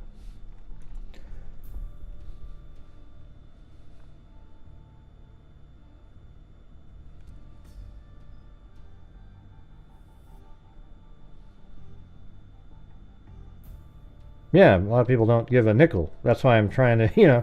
But look at, even after I say something, it just falls on deaf ears a lot of times. So it's kind of it gets really frustrating. It usually takes somebody in the chat to help support the channel and then try to encourage other people. It's not me though. Not me.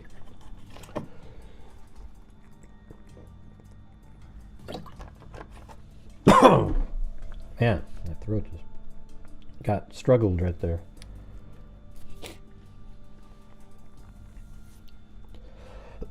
Thanks, Allie Cake. So that would have been an 810 right there. Wait a second. Good Lord. Man, something just gave me allergies.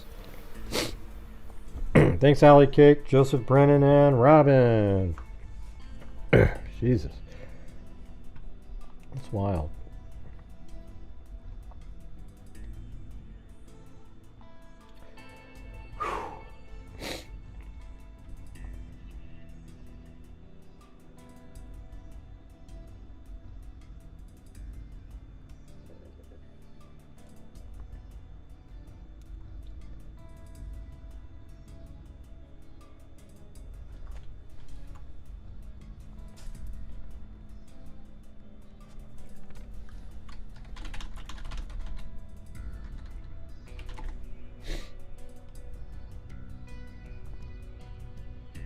Hold on.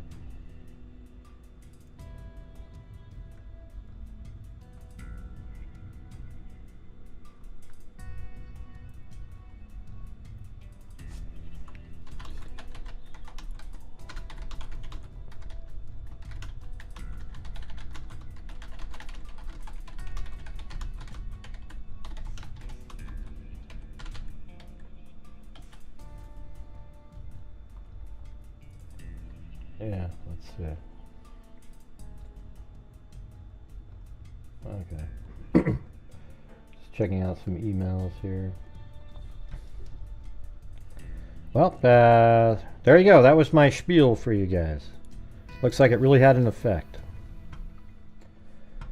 Alright, so we got that. So that would have been at 810. Let's go through the document. So we have the, now we have the unredacted version. I found it on Scribd.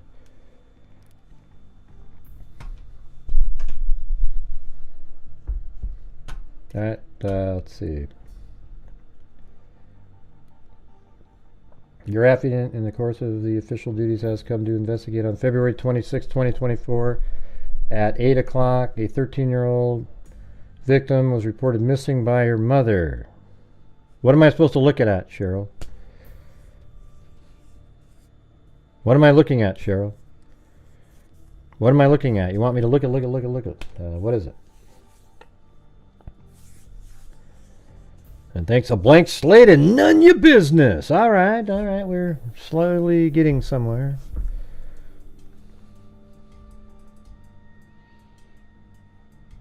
Well, she already did 50. Okay, she's going to match another 50 if you guys do 50 in the next 30 minutes. So right now we got 7 in the $7 after her comment. All right, so we need 43 more, and then she'll do that, and we'll probably be right there. Yeah, I'm not going to read those things. There's other information that was removed. The mother advised her daughter's stepfather, Stephen Stearns, picked her up from home and dropped her off at Hunter Creek Middle School. So where was he? I want to know where he was before he went and picked her up. Which was down the street from the school at 8:40 hours.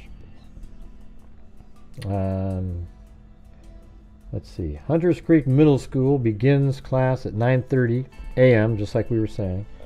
A license plate reader captured Stefan's vehicle with Florida tag IYLL82 driving away from the school at 8:10. So I think that's what that is.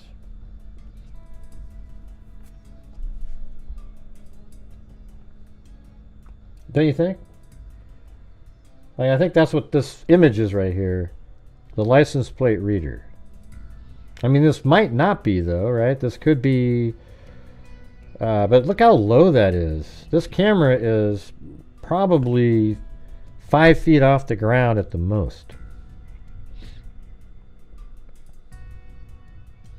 I don't agree with you, Paula. I don't agree with you at all. I know that's the cool position, but... See, 2-7. Yeah, hey, thanks, Robin, Jean Darcy, Tamara's Favorites, and Bridget Bauman.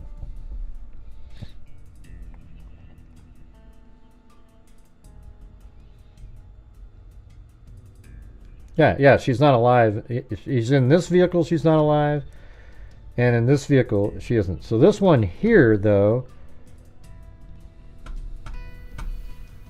you know, it'd be interesting to be able to tell if that's the spare tire right there. It's hard to make it out because it's on the wrong side. And man, don't you wish when they gave you stuff like this that they would put time on it so we'd at least get to know it? They just always, it just sucks that they don't do that. And time matters, right? Like somebody could go, oh wait, yeah, I was driving around right then at that time. Let me think. Oh yeah, this one car, you know, I mean, you just saw a random vehicle and not where it was or anything. Why not get really specific? This car here was spotted at this location at this time. This one up here was spotted at this location at that time. Do you remember seeing it? Thank you, Yorkshire Tea and April Rain. What's that equal in those after her comments? See, 7, 8, 9, 10, 11, 8, 9, 10, 15, maybe something like 25, 27, 31 or something. 32.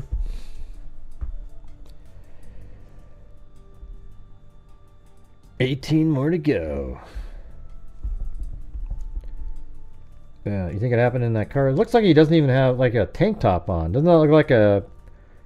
maybe that's a start of a t-shirt right there. That little white area there. Thank you, George Leonard.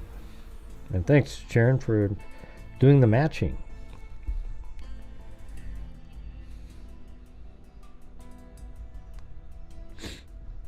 If he didn't overdose her trying to keep her calm, then I think he killed her in the car.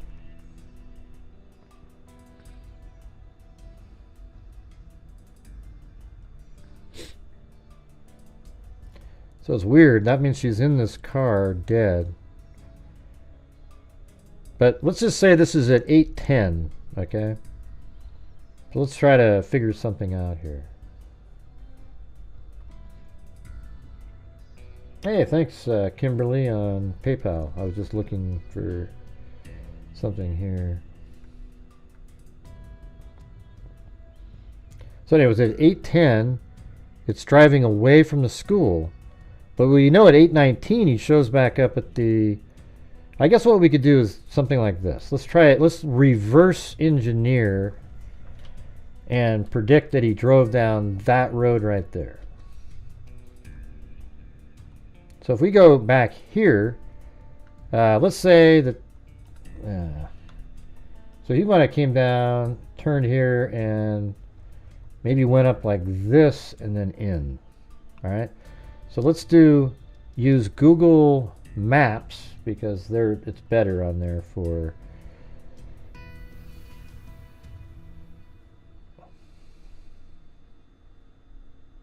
That's the apartment right there.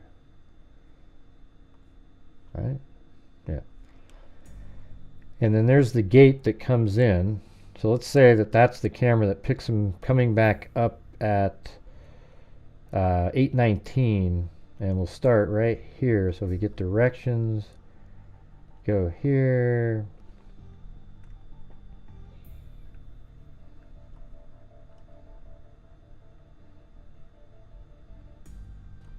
I think I just lost the spot. Hold on. Just a second.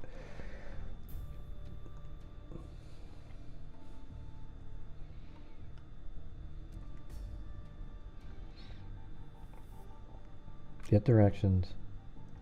Here.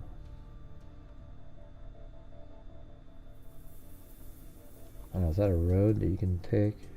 Let's just say he didn't know about that one. He goes to here. Wait.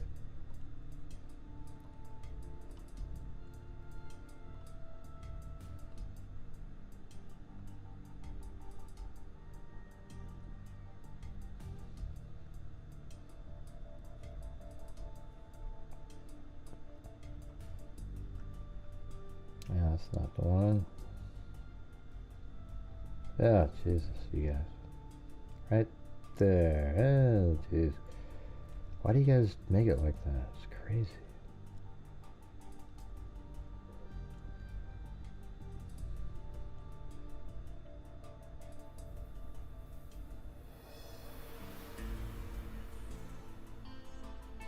Guess we can just go right there.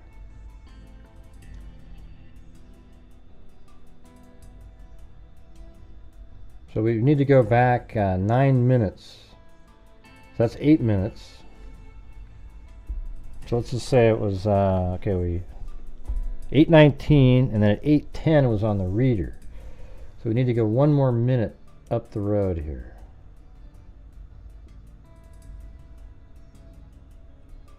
That's 10. 9. So that means somewhere around in this area it would, so let's see where that is on this map.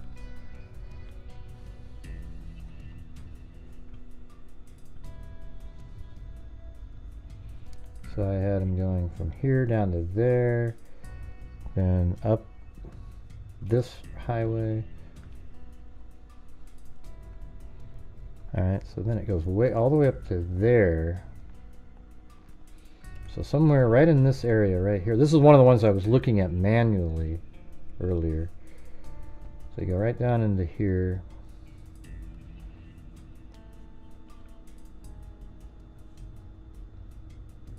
Maybe this is the one. Is there a camera right there? Although it's not really a grass area, but that little pole's over there. All right, let's take a look. Ah, I can't see it. So did we get there, you guys? We didn't make it. We still got more to go to get to the 50. We got 10, 15, 16, 17, 27, 28, 29, 30, 31, 32, 33, 34, 39, 40, 41, 42, 43, 43, 40. Oh, we're almost there. I don't know. I can't tell. One of them's Canadian or Australian though, so it's hard to calculate it. Don't know.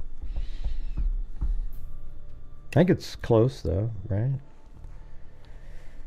Traffic going to work could account for the time. Maybe. Maybe. I just want to look at this again though. See, to me that looks like there's some unevenness, like that's grass right there. That doesn't look like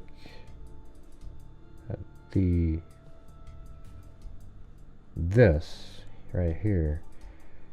But, you know, sort of interesting how it has that one way back there, that little pole on the ground. Let me get the other one, it's better. You can see back there, and that does kind of look like whatever that is, maybe.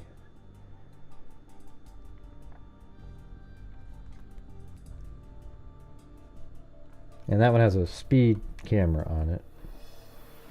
But again, the camera's got to be something low. Like, what's that right there? No. Hey, thanks Sarah67. Hey, she said to call it. You did it. You nailed it.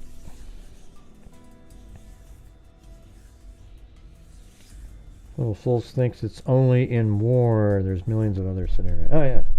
I don't think anybody thinks that. Nobody here does, anyways.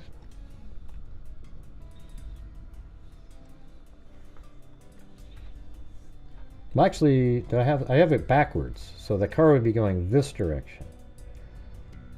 So let's take a look at from this intersection right here, because it's heading away from the school.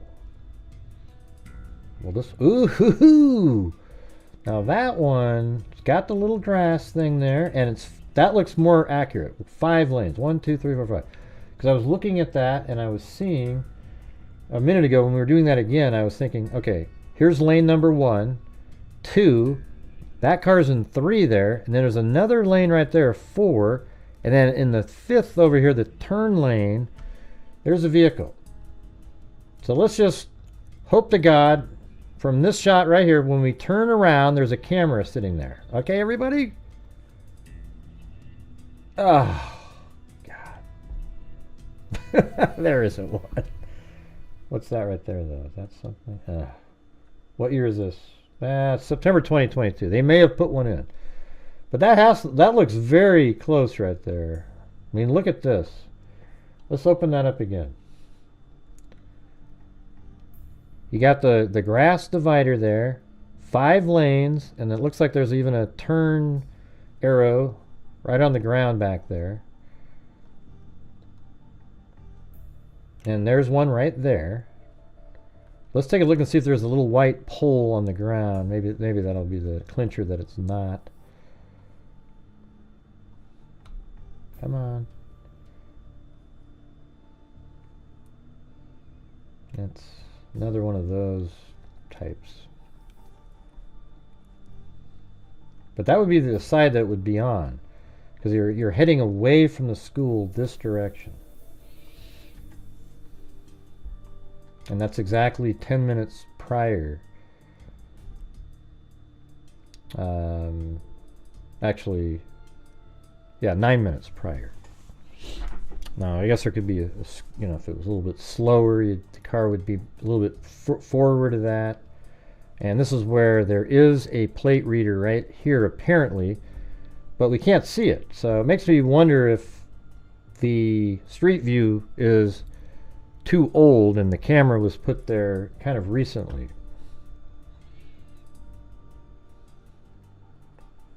Does it have a date on these things? Yeah, so it's right there. It's license plate camera, Ocello County, Knoll, area code 34741, and it's right here at Donegan and the Parkway there. So you zoom in on it. Oh, it looks like they have it. I mean, I don't know how accurate they're placing these. Like, is it right in the middle there? So they're trying to make it seem like it's in the middle. Which would be right like there. Let's see. Let's go right here and turn around. Is there something? Yeah. I mean, that looks like a speeding camera there. I don't know. What do you guys think? It just seems like speeding away, heading away from the school. There was another one up here too, a plate reader. This is a speed reader here, it's a red light camera. And then the other plate readers right there based on that website. I mean, this looks like it might be a pretty accurate website here. I mean, this is what it looks like from out wide. It has all these red dots. I don't know if you can see them, but all of these spots, and you can just look and see where the plate readers are. However, I can't see them when I go to Street View. So what does that mean? Yeah, I'd like to hear about the autopsy too.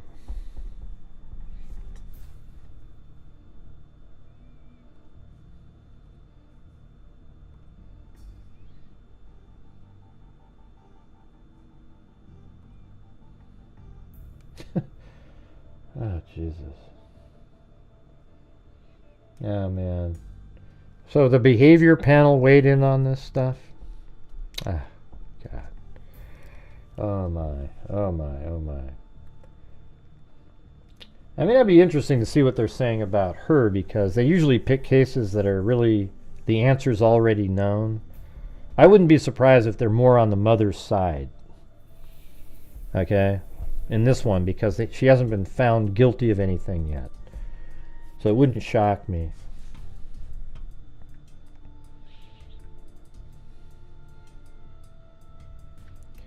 Now, capital murder is where the death penalty is available.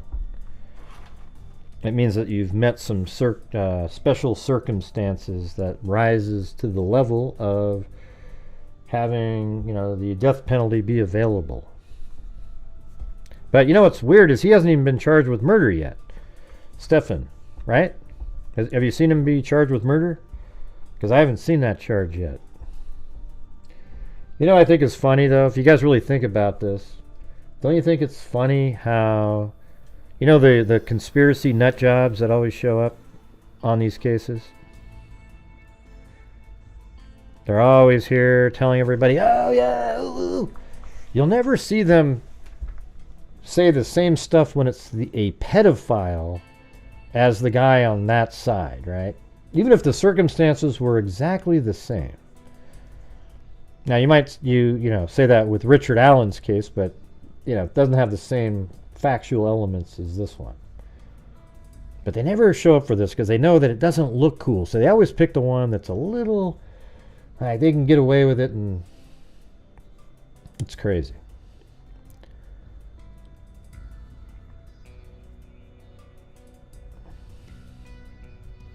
She knows something that they're not sharing with law enforcement. Yeah, well, I mean, I can see that. But if you're going to say that she's high, I mean, that gives them an out. Well, what were they sharing? What were they not sharing? What was she not sharing? Well, it was, because now it's, even if it's just some minor thing, like later on she's covering up, I mean, not that that's minor, but like she's covering up that she had nothing to do with the murder, or she's absolutely involved, they'll just be able to claim both. So it's a really nice out. A little bit like, very similar to me to psychics, how they, they point to all these different things. Notice the curled lip there, and they shiver that. Yeah. I wonder what they would have said in the case of, I mean, I like watching them, they're sort of entertaining, But like if you watch the Heidi Broussard case, I bet you they would have trashed Shane into oblivion. They would have went, oh yeah, look at this. He looked like that. Look, he's sweating right there.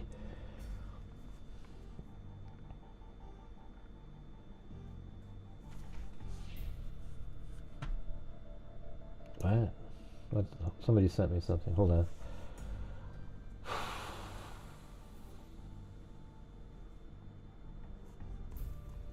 Mm-hmm. Yeah. Anyways, what do you guys think in this case? Don't you think that the crime scene it doesn't show precisely immediately upon observation how she died? I mean, I would think that if she had strangulation marks on her neck, and people go, well, you still need all your ducks in a row. Well, you have your ducks in a row. He was driving her around, and he's lied, and that's enough to arrest the guy, okay? You don't need to have some sort of DNA on something. It's obvious, right? So to me, it's almost like they didn't know immediately, but they might know now how she died.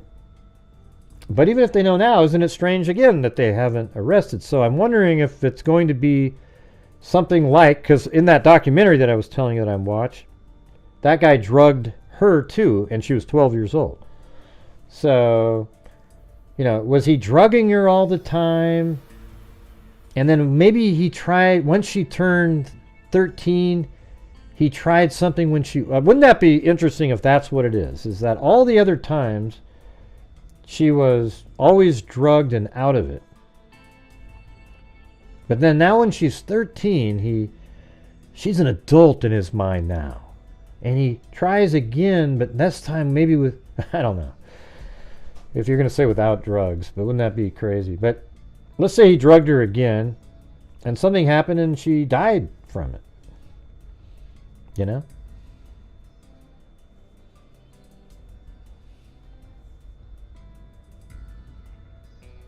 What do you mean? I've already shown the video just standing there. What do you want me to show it to you for?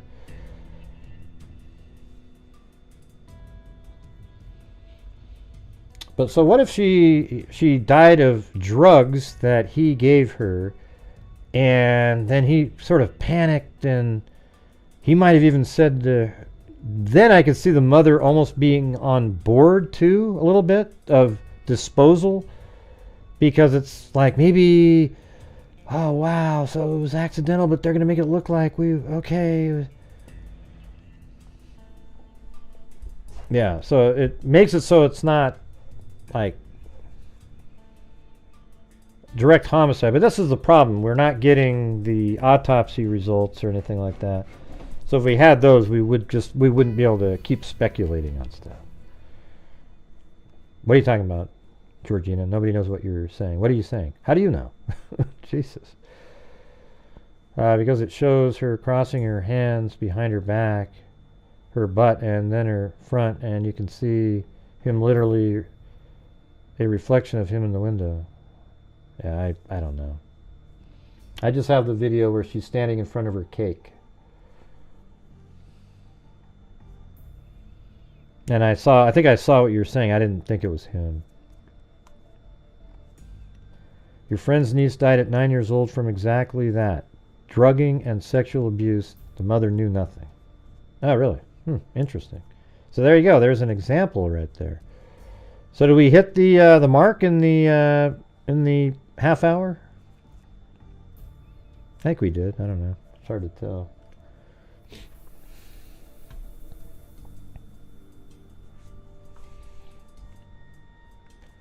Fentanyl is unreliable for... Well, I mean, you think he was using fentanyl on her? I got what was the... Hey, Zozo, you still there? I can't remember the name of the drug that I told you that one of the friends said he was really into. I might be able to find it. No, it wasn't it. It wasn't Adderall.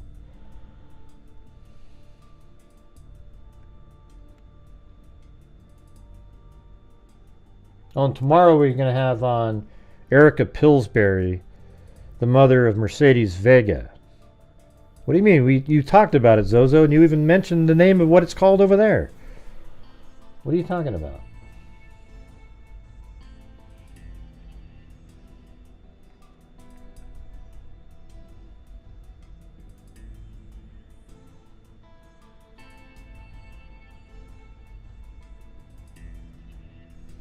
Well, I'll see if I can find it on my phone.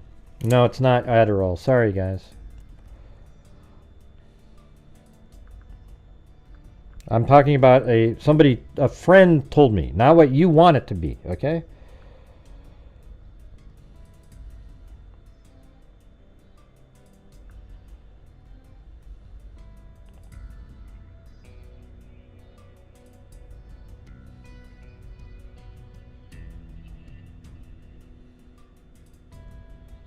I'm looking it up on my messages.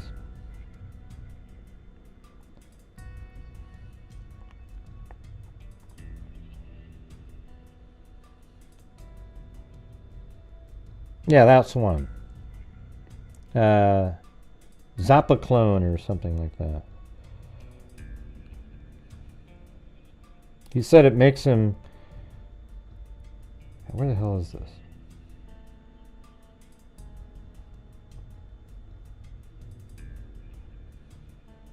I can't find it.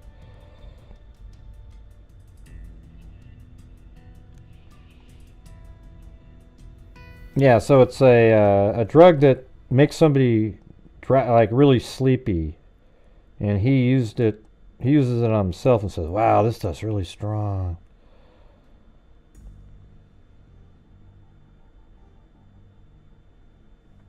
Yeah, I can't find it. Looks like in USA or Ambien. No, I just told you what it was called. Yeah, something like that up above.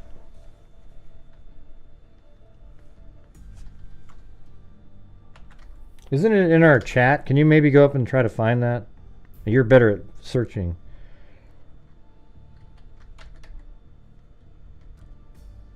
It's like something like ziploconazone or something.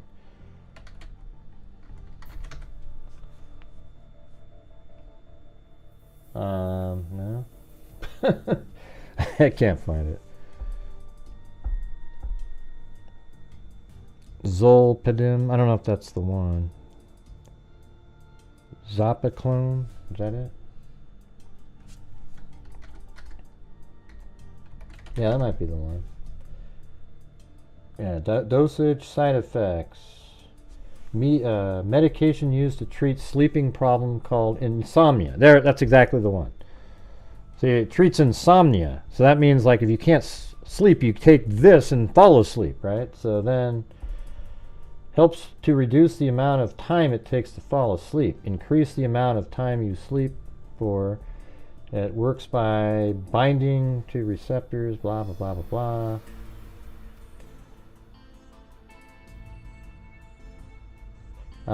So it makes drowsiness, difficult breathing, coma, and death may occur if zopiclone is taken together with opioids.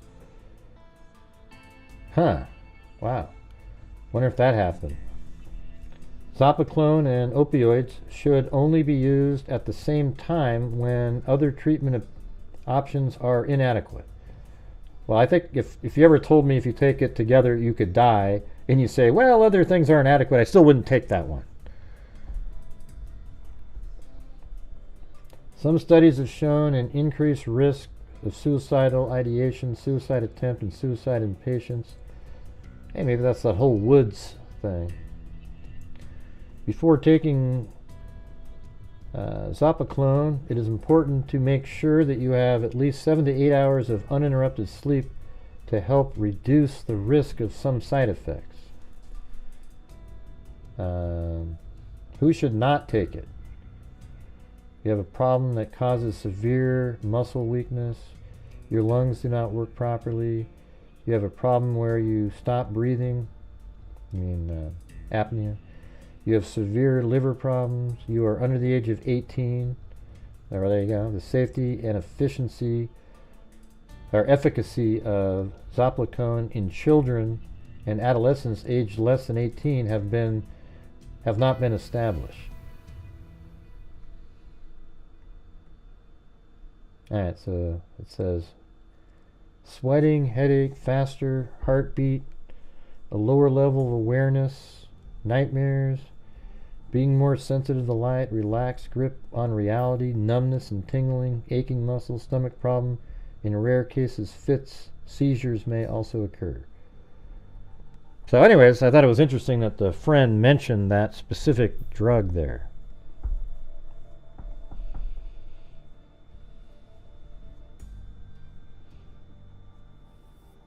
Oh yeah? And I have an opioid pain med. Man, you're all drugged up there, Marissa. That sucks. There's a lot of drugs there.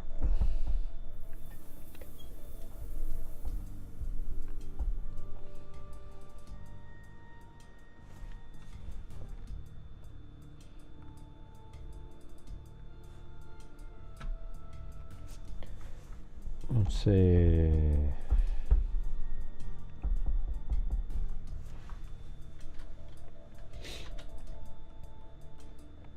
Yeah, so apparently he's at this apartment complex at, 7:30. And then he's driving away from the school area, which is up here, at 8. 8:10, somewhere in this area here. But what's weird about it is it seems more likely, you know what he probably did? Because down here is where the crime scene is. So I would think that after 7, I don't know, man. It's confusing. What's confusing about it is she's still in his car at 8:19. So that means she had to have been put here later. So what was he doing? But the assault then likely happened between 7:30 or before that even. But where was he between 7:30 and 8:10? It's almost like he put her body somewhere and then went, oh, no, that's not going to work, and went and got her again. And for some unknown reason, drove back to his apartment complex. And she's still in the car at 8:19. Then he drives away with her body in the car, and that's when he puts her over here. So I wonder if they have any more plate readers, like his car was seen down in this area at 8:55 or something, driving around on some camera. Yeah, we don't even have the thumbs up on here tonight. Oh, we got 436. We can get more though. Everybody hit that like button right now. I know you don't like the sound effects. Hit the like button, hit the like button, 10, 20, 25, 30, hit that like button, 40, hit that like button, 50, 60, 70, 80, 85, 90, do I hear 90, 95, 100, hit that like button. Come on, everybody, hit that like button. There you go.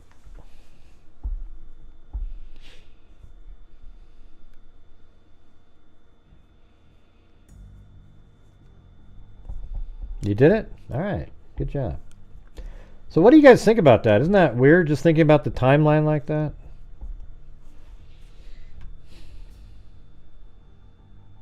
I think I want to go back and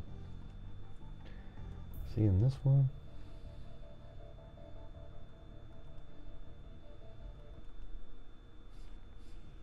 So thank you for being. It's just right at the beginning.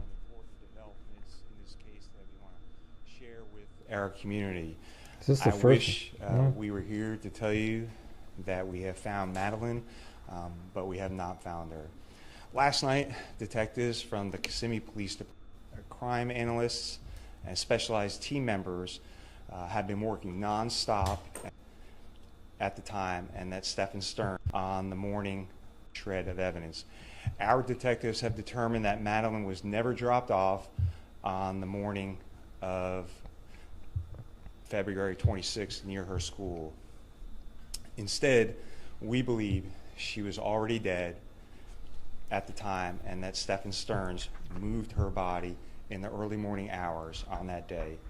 We have video evidence that shows Stephen Stearns discarding items in a dumpster in that apartment complex in Kissimmee at 7:35 on Monday, February 26th. Detectives later recovered Madeline's backpack and her school-issued laptop from that dumpster. At 8:19, we have evidence that shows Stephen Stearns returning to the complex, and Madeline was visible in that vehicle. We believe she was. Detectives later recovered Madeline's backpack at discarding items in a dumpster in that apartment complex in Kissimmee at 7:35. Yeah, so 7:35, he's throwing items out in the dumpster. So don't you think that that's when she's already dead at that point, right?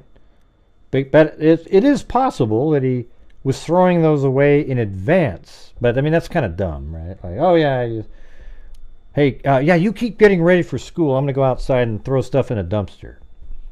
So it seems like she's already dead before that. So let's just assume, although if you watch Reacher, assumptions are dead. What does he say? Assumptions are. I've watched that series. I love that series. I don't know why. I've seen it like 3 times. I just keep watching it over and over. It's hilarious. But anyways, let's just assume that she's not alive at that time at 8:30 or 7:35. I mean, so at 7:35 she's not alive. So he puts her in. She's in the vehicle while he's throwing the laptop and backpack in the garbage can. Oops, Jesus. So he's right here, and I think this is the garbage can right here. I mean, this is huge, massive dumpster right there. It looks like that's what that is anyways. I mean, what else would that be?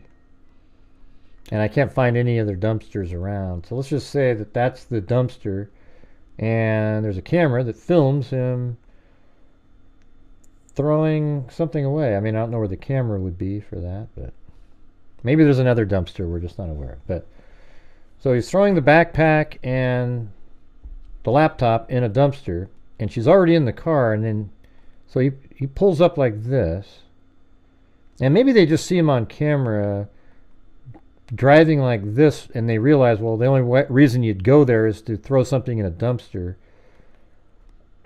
But they do say they see him on camera throwing something in a dumpster, so I don't know.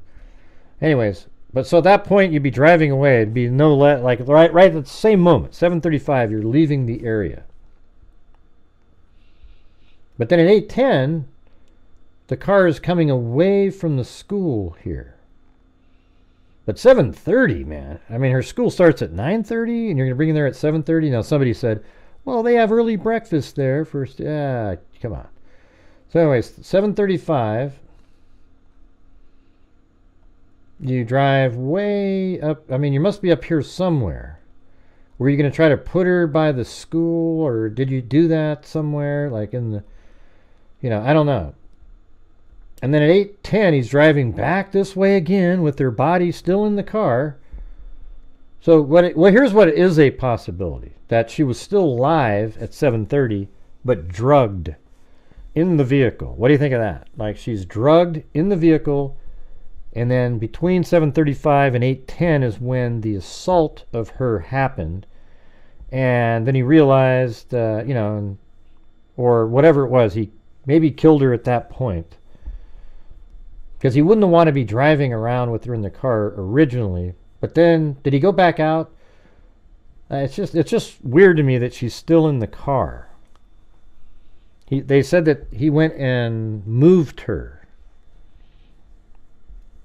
Right? So what do you think that means? Moved her from the apartment? Because I think I was reading back in that document that it was more clear, like moving. Let's just not read that one. Where's the full? I think it's right there.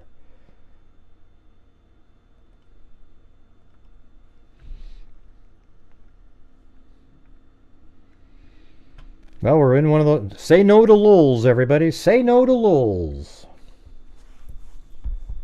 It was conducted with the victim's stepfather, who advised he picked the victim up and dropped her off at the front of Peace and United, right at the church there, which was down the street from the school at 8:40. Well, we know that's absolutely untrue. Hunters Creek Middle School begins class at 9:30. A license plate reader captured a vehicle with his plates driving at 8:10, driving away from the school. During the interview with Stefan, he provided consent to search his phone. However, he stated had accidentally performed a factory reset on his phone. Man, that's unlucky. The same day, the victim went missing. After an extensive canvass of the area and interviews with the victim's family and friends, it was unusual for the victim to be dropped off down the street from the school and stay in communication with family, and not stay in communication with the family. Upon reviewing the contents of Stephen's phone, they found a bunch of sexual images on there.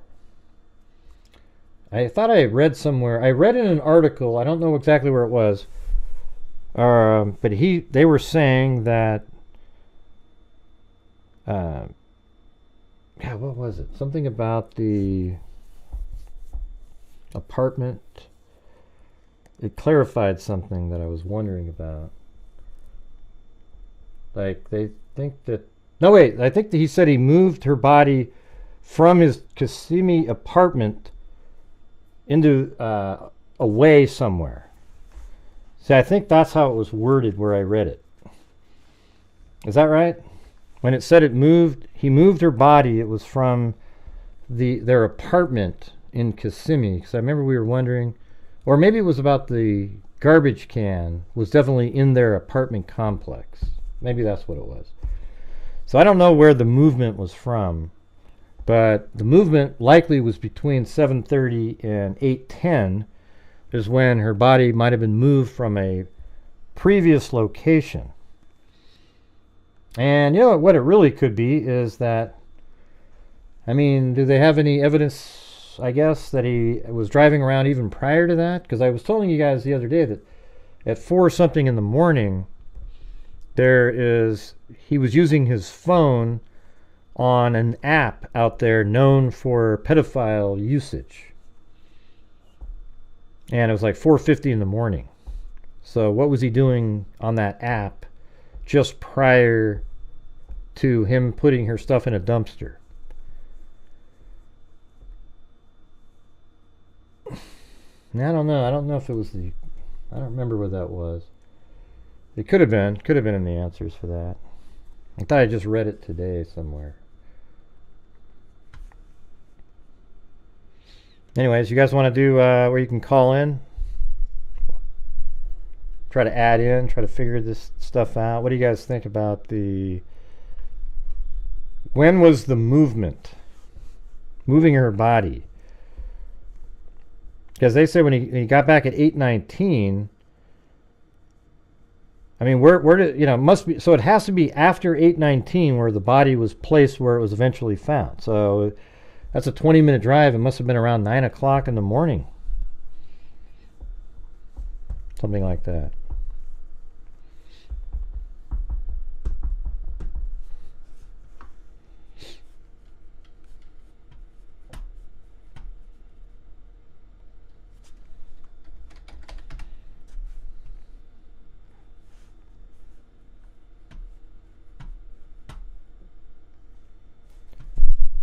All right, well, let's see. We're on one of those massive lulls again. When the lady saw him changing his flat. I don't know what time that was. I've never seen a time frame associated with the changing the tire. Have you guys? I mean, that'd be crazy. What, so she was sitting in his car all day?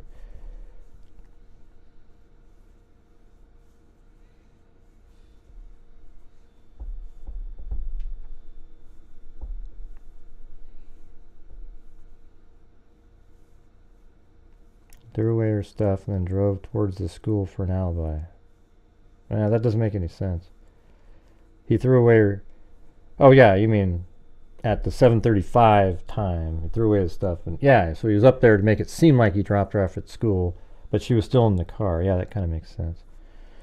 There you go. Plato did an anti-lol super chat. I think everybody else should get involved with that. It definitely...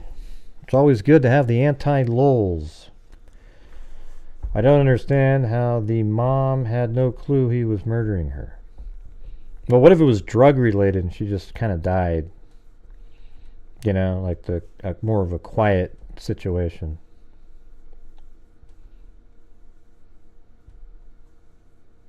Oh yeah, yep, we hit the match, Sharon. We hit the match. We did it, or you did it. So thank you. Appreciate it. But Mom said we dropped her off. Yeah, well, we've already gone over that 100 times. We dropped her off. Yeah, so here's the thing. Did Stefan tell Jen to say, we were together when we dropped her off? And then she would just forget sometimes and say, oh yeah, he did it. Or was the we just something they always would say? Because a lot of people do that, referring to your family unit as doing something, even when it was just one. But she would correct it almost, like multiple times. She'd say, yeah, he's the one that dropped her off. So for me, that's not a big deal. The we thing isn't a big deal to me. It doesn't really... I mean, she corrects it a whole bunch of times, so if it was a big deal, she kept with it saying we, making it seem like they were together. But it could be that she just accidentally would switch it back. You know. She last saw her getting ready at 8 in the morning. Yep. Yeah, we know that. And thank you, Sharon. Grandmother that said she was afraid. No. Oh, the sleep alone? I don't know who said that.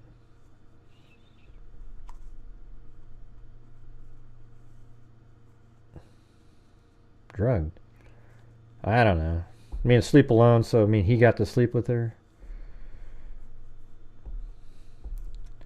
What's his arrest charge if he's been just 2 sexual crimes? Is anybody going to call in? Come on, guys. Let's go. Yeah, I think she was dead before 7:30.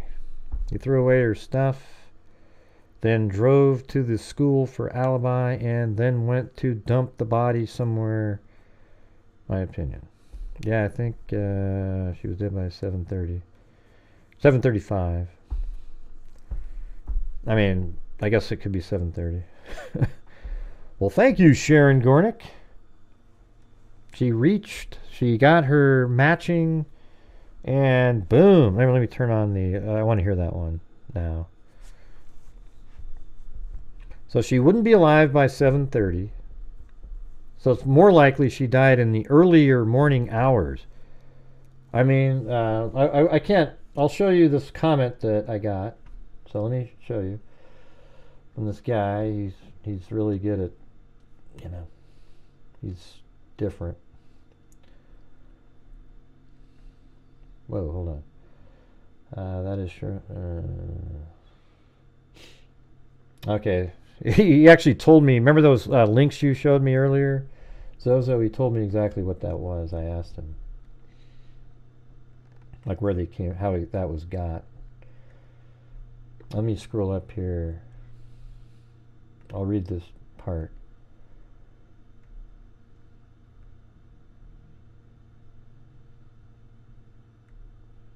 I'm just trying to get up there.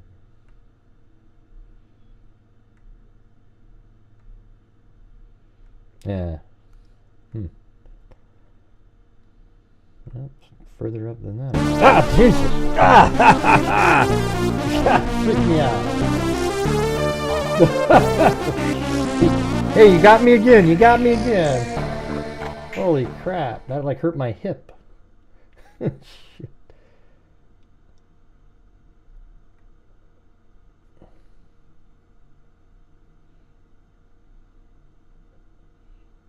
The heck is this? Stearns. Oh, did he get rid of that?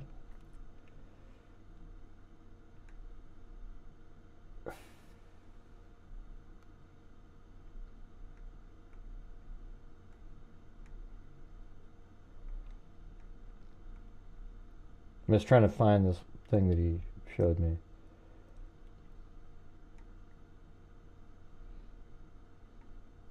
I thought that was a phone call.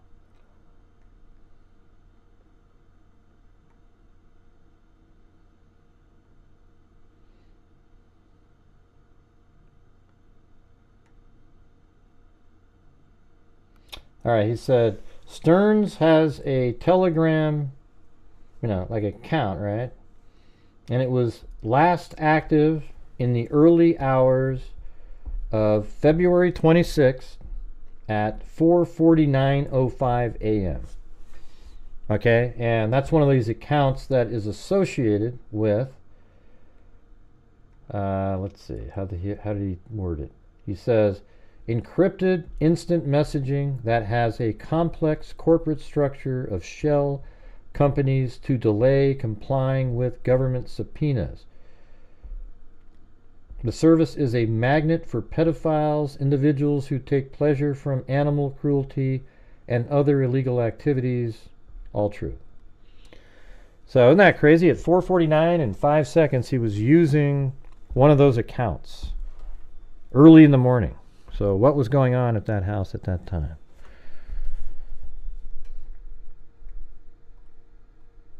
Well, you guys, is everybody calling in? Because if you're not, we can just do something else. I mean, I could go do something else.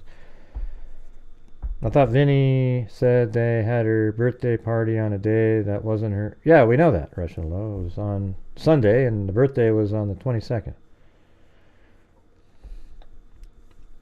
25th was the birthday party. 22nd was her birthday. Yeah, we've said that 100 times on this show.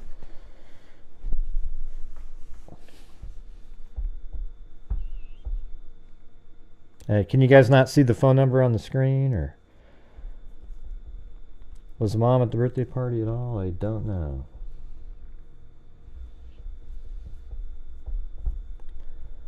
Her birthday was midweek, so they had the party on the weekend.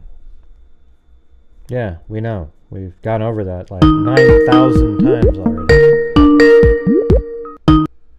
This is great. Who's this? Okay, turn down the audio in the background. All right, what's going on? I can still hear me. I can still hear me talking in the background. So that's why I think there's still some. Because of the speaker part. Well, exactly. Yeah. Is this better? Yeah. Okay.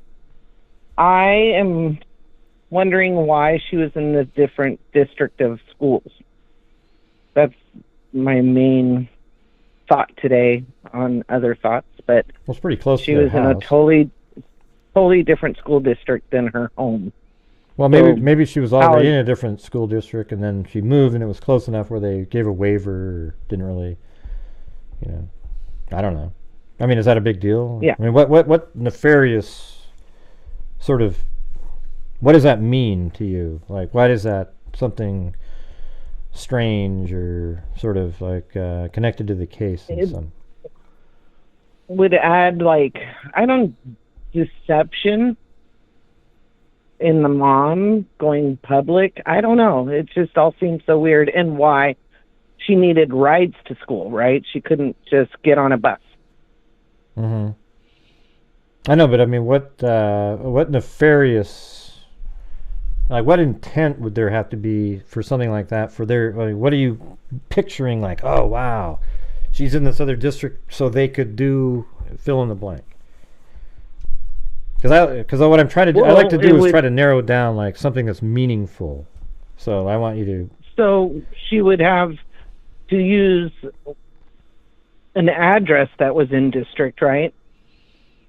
Not necessarily. You can get the lottery system. Well, you can get waivers. One in the lottery system. You can get waivers and say, yeah, well, I went, like my brother, we moved into a school district, and he was still able to go to the other one because he had already gone there for enough time where they were like, yeah, let him finish over there. It was right next to the other school. I mean, they were like, it was actually closer to our house. So we just happened to be on a line that was for a different school. But I mean, what would you? All right. I mean, I just want to know what you think their a nefarious purpose for having her in a different school district would be. What a reason which would cause the mom to be reserved, or not a lot of support. Just it adds. Oh, I see what you're saying. I think. You mean like not? It's not nefarious. After school activities to Like it just creates a lack of support, right? And is that intentional, unintentional? I don't know. You know what I mean? It just seems like it's not normal. Well, I don't think especially at that age. Yeah, I mean, it's hard to say how unnormal. I mean, I think there's a lot of people that go to school not in their district by getting, like it was weird because we moved to a spot that was almost exactly right in the middle of both the schools. We went to a school called Robert Gray, and then there was a school called Bridal Mile, and then we moved up on the street that's right in between both of them. So We were all at Robert Gray, and then I think let's see. Yeah, and then my brother got to stay at Robert Gray, but my other brother, that's the same age as him, had to go to went to Bridal because he didn't get to have the choice because he came from a completely different district from far away. Because my mom got married to that my stepbrother. Boy, that was a long story. Yeah. It's all very interesting to me. The decisions the mom made, I guess, is what I'm looking at. You know what I mean? And just putting myself in those shoes, like. Yep. It's all very interesting. And what was your name again? Sarah 67 on there. Sarah 67, everybody. Sarah 67. Well, thank you for taking my call. It's all going to be part of the story. It'll all be part of the story. All right. I can't wait for any autopsy information from the medical examiner. Yeah, we need some. That would be great for. I mean, I think once the medical examiner comes out, if he isn't arrested still, then it's likely. I mean, he's not charged with murder. Then it's likely some sort of drug. I don't know. It's pretty weird, this whole case. I mean, it's you start wondering about different scenarios sometimes. Like, man, why isn't he charged with anything else? Yet you know that he's the one that put her body in the woods right there. He's the one that had her body in the car at 8:19. He's the one that dumped her backpack and her laptop. And then you find her body dead, covered with like straw, and you haven't arrested him for anything but the sex crimes that he did prior. That's weird to me. So it almost feels like it is. They think that it's possible he's just dumping her body after. I mean, because he is driving around with the body. You see him. It's not like he went out somewhere and assaulted her and then put her body at the crime scene. I mean, like he's there putting her body, like he's assaulted her and right there, and then he leaves her there and he took off. That's not how it went. I mean, it's strange. It's interesting that at 7:35 he's putting the backpack and laptop in the garbage. So I think at that point you might think, well, then she probably died in the house, right? And if she died inside the house, well, how did she die in the house?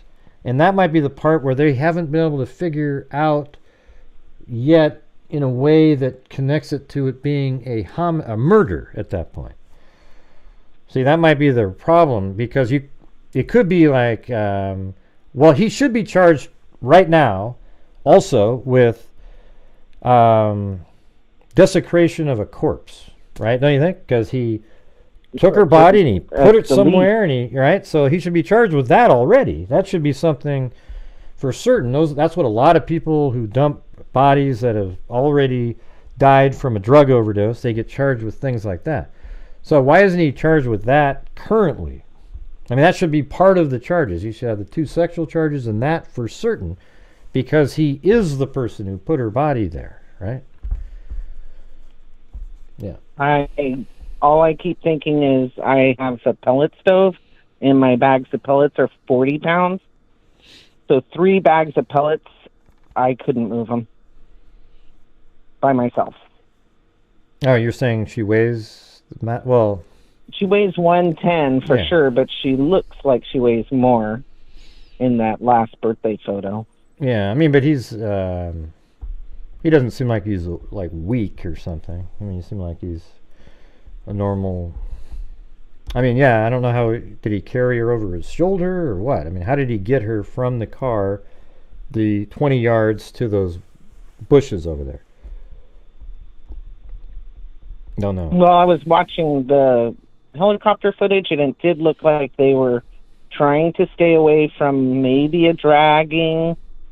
Yeah, they were. Yeah, they're trying not to step on things. Yeah, they were trying not to step on something. They kept looking on the ground and tried to avoid maybe footprints or anything, right? But they were real. There's still people who don't think that's the crime scene, but man, I just, it'd be hard to believe it's not the crime scene when they took the time to put masks on, look back there, and it looks almost identical to the image that was released by the cop, even with that little part of the lighter material in the front kind of arcing around. It was right there. So I also question how he makes his living currently. You know, was he wasn't working? Was he selling pornography? Was he drug dealing? Was he collecting unemployment? yeah, I mean, who knows? Maybe he went the extra mile and got the snuff film in the child pornography arena. Right? That's crossed my mind. It's horrible to think.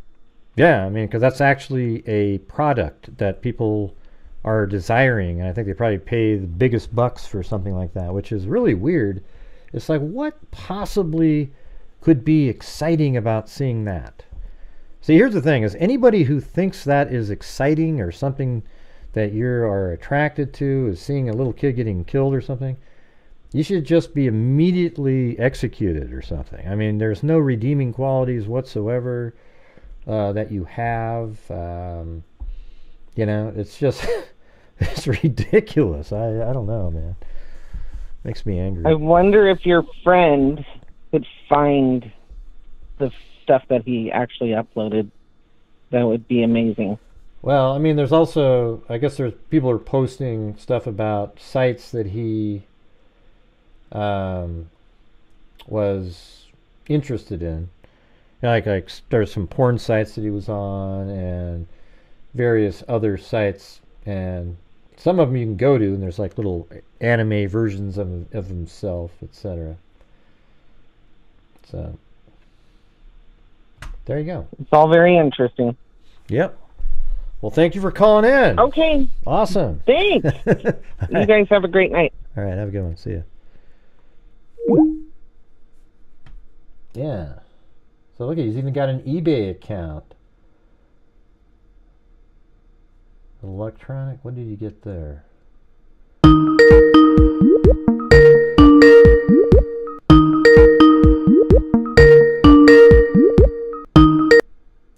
Hey, how's it going today?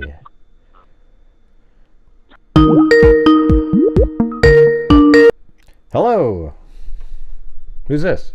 Hello. How's it going? This is Chloe's mom. Chloe's mom?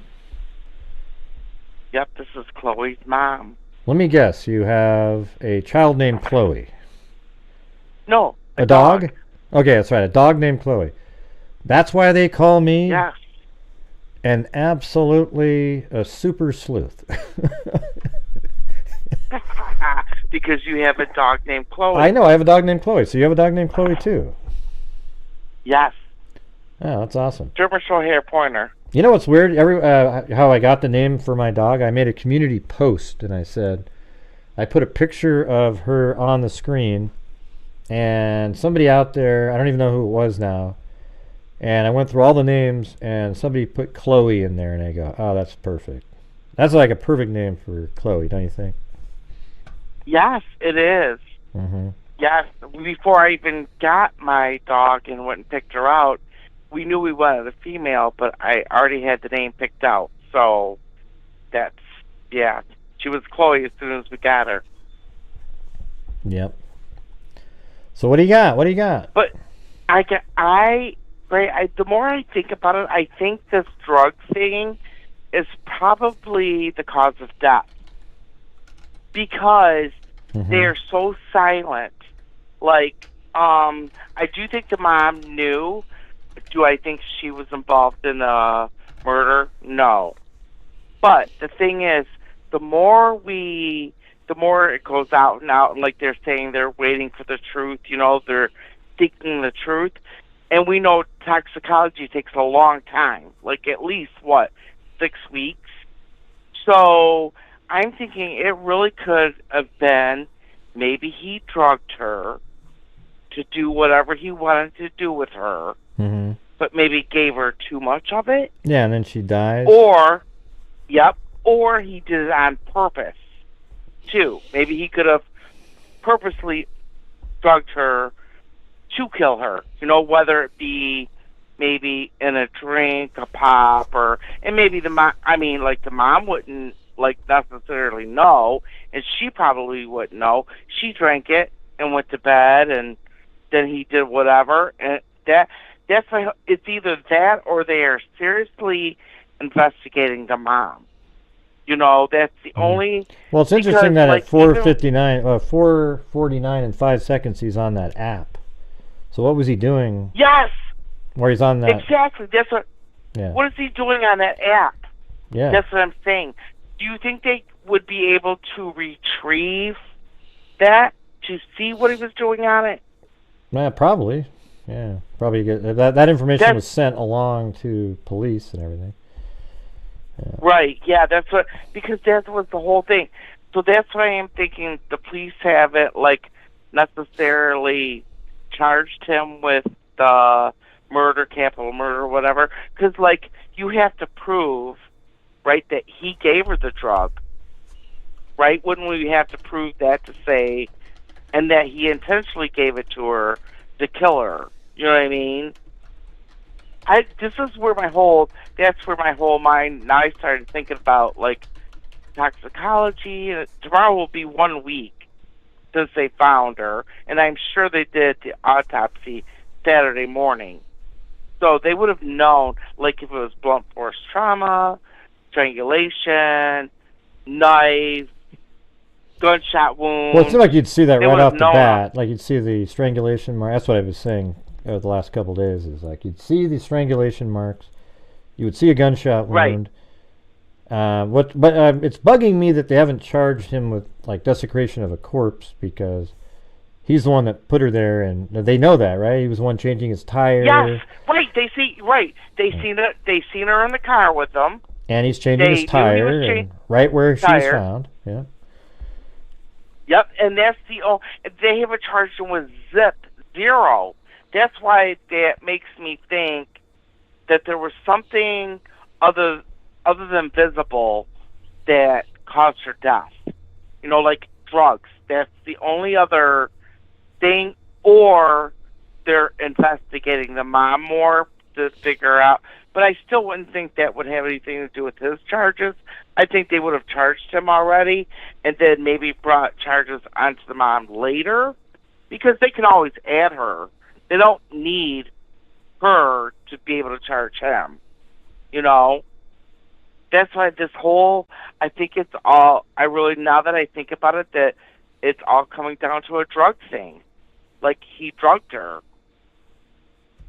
Yeah, because well, I that's what I guarantee think. you in the past, guarantee you in the past, to make her complicit or to do all those videos and pictures of her, he has probably drugged her in some way. Mm-hmm. Because otherwise, I don't think she would be so willing, like, going along with it. You know what I mean? Right. You know, just like, like the sex traffickers do. They drug the women. They keep them drugged. That's basically what he was doing to her.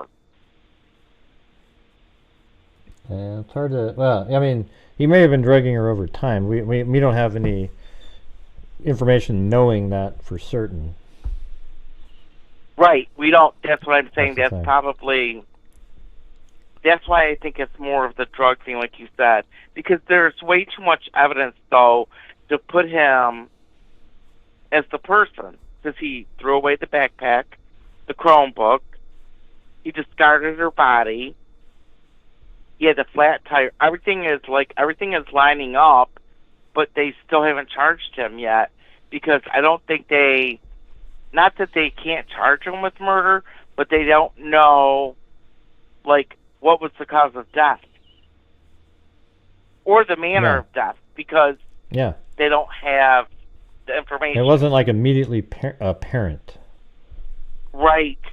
That's so what like I said, it's not a gun. I mean, it could be totally apparent, and they're just trying to. I mean, I don't really know, but to me, it's odd that he hasn't been arrested for murder yet. If it was strangulation marks and on her, it seems like they'd immediately would have arrested him for that, because they know it was her in the car, not alive, or dead at 8:19, and then also his car is on the side of the road with a flat tire, and then the body's found right where that car was. That's enough to charge him. I mean, the circumstantial evidence on that is to the point where it's not reasonable not to believe that.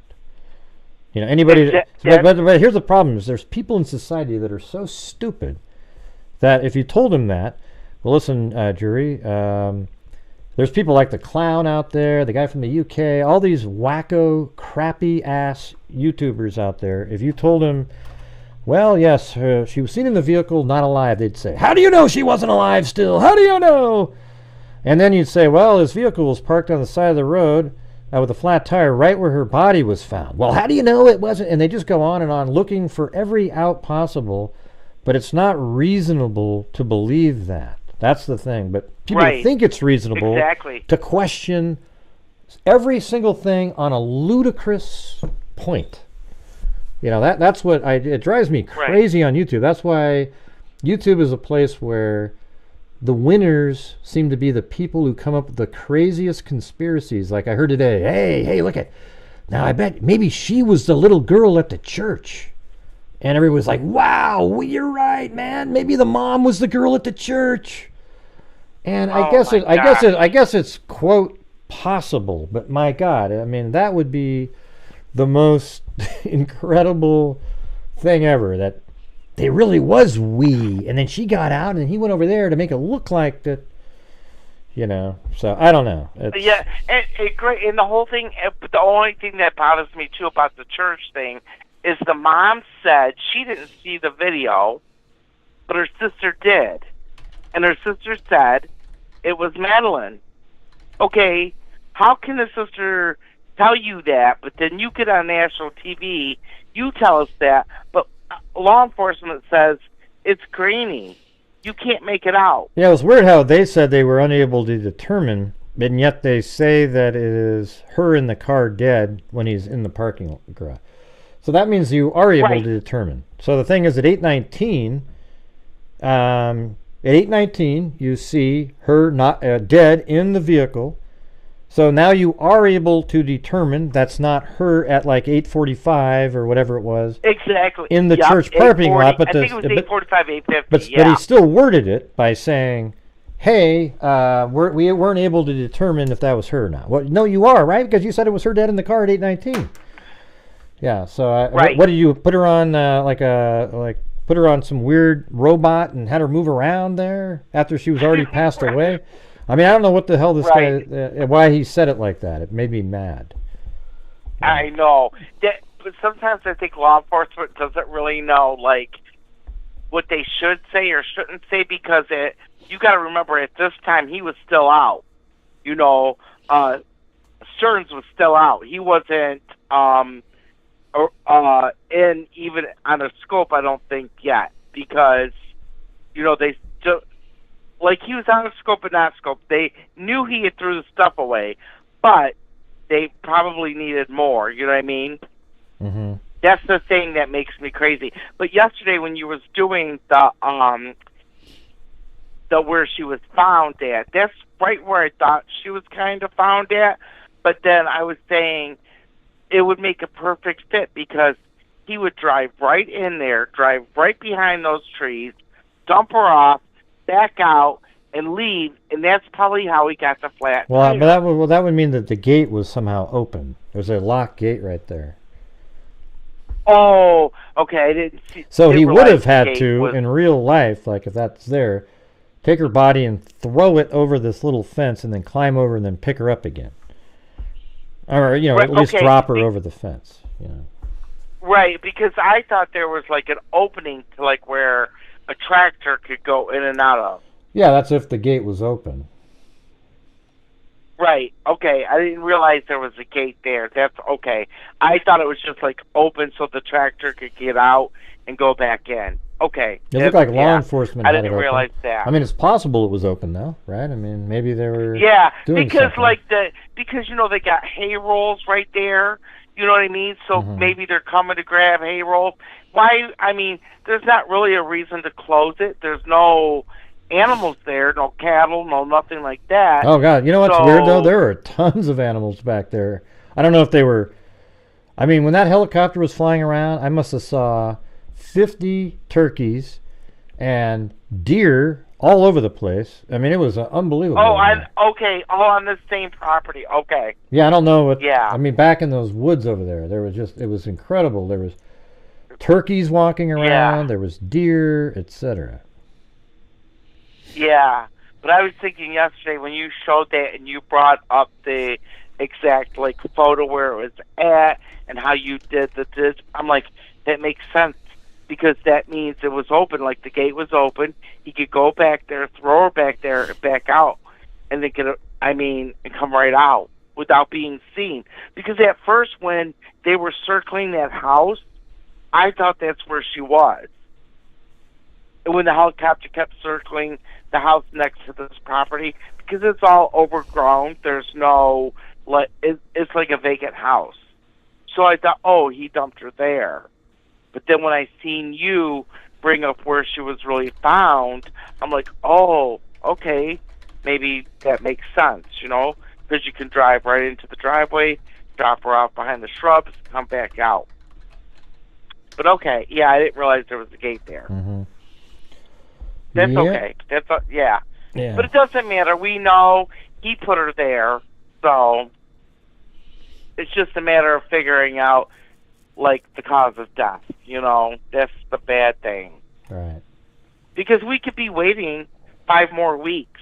It depends on how fast toxicology, they want to send it through, process it. We could be waiting for another long time yet.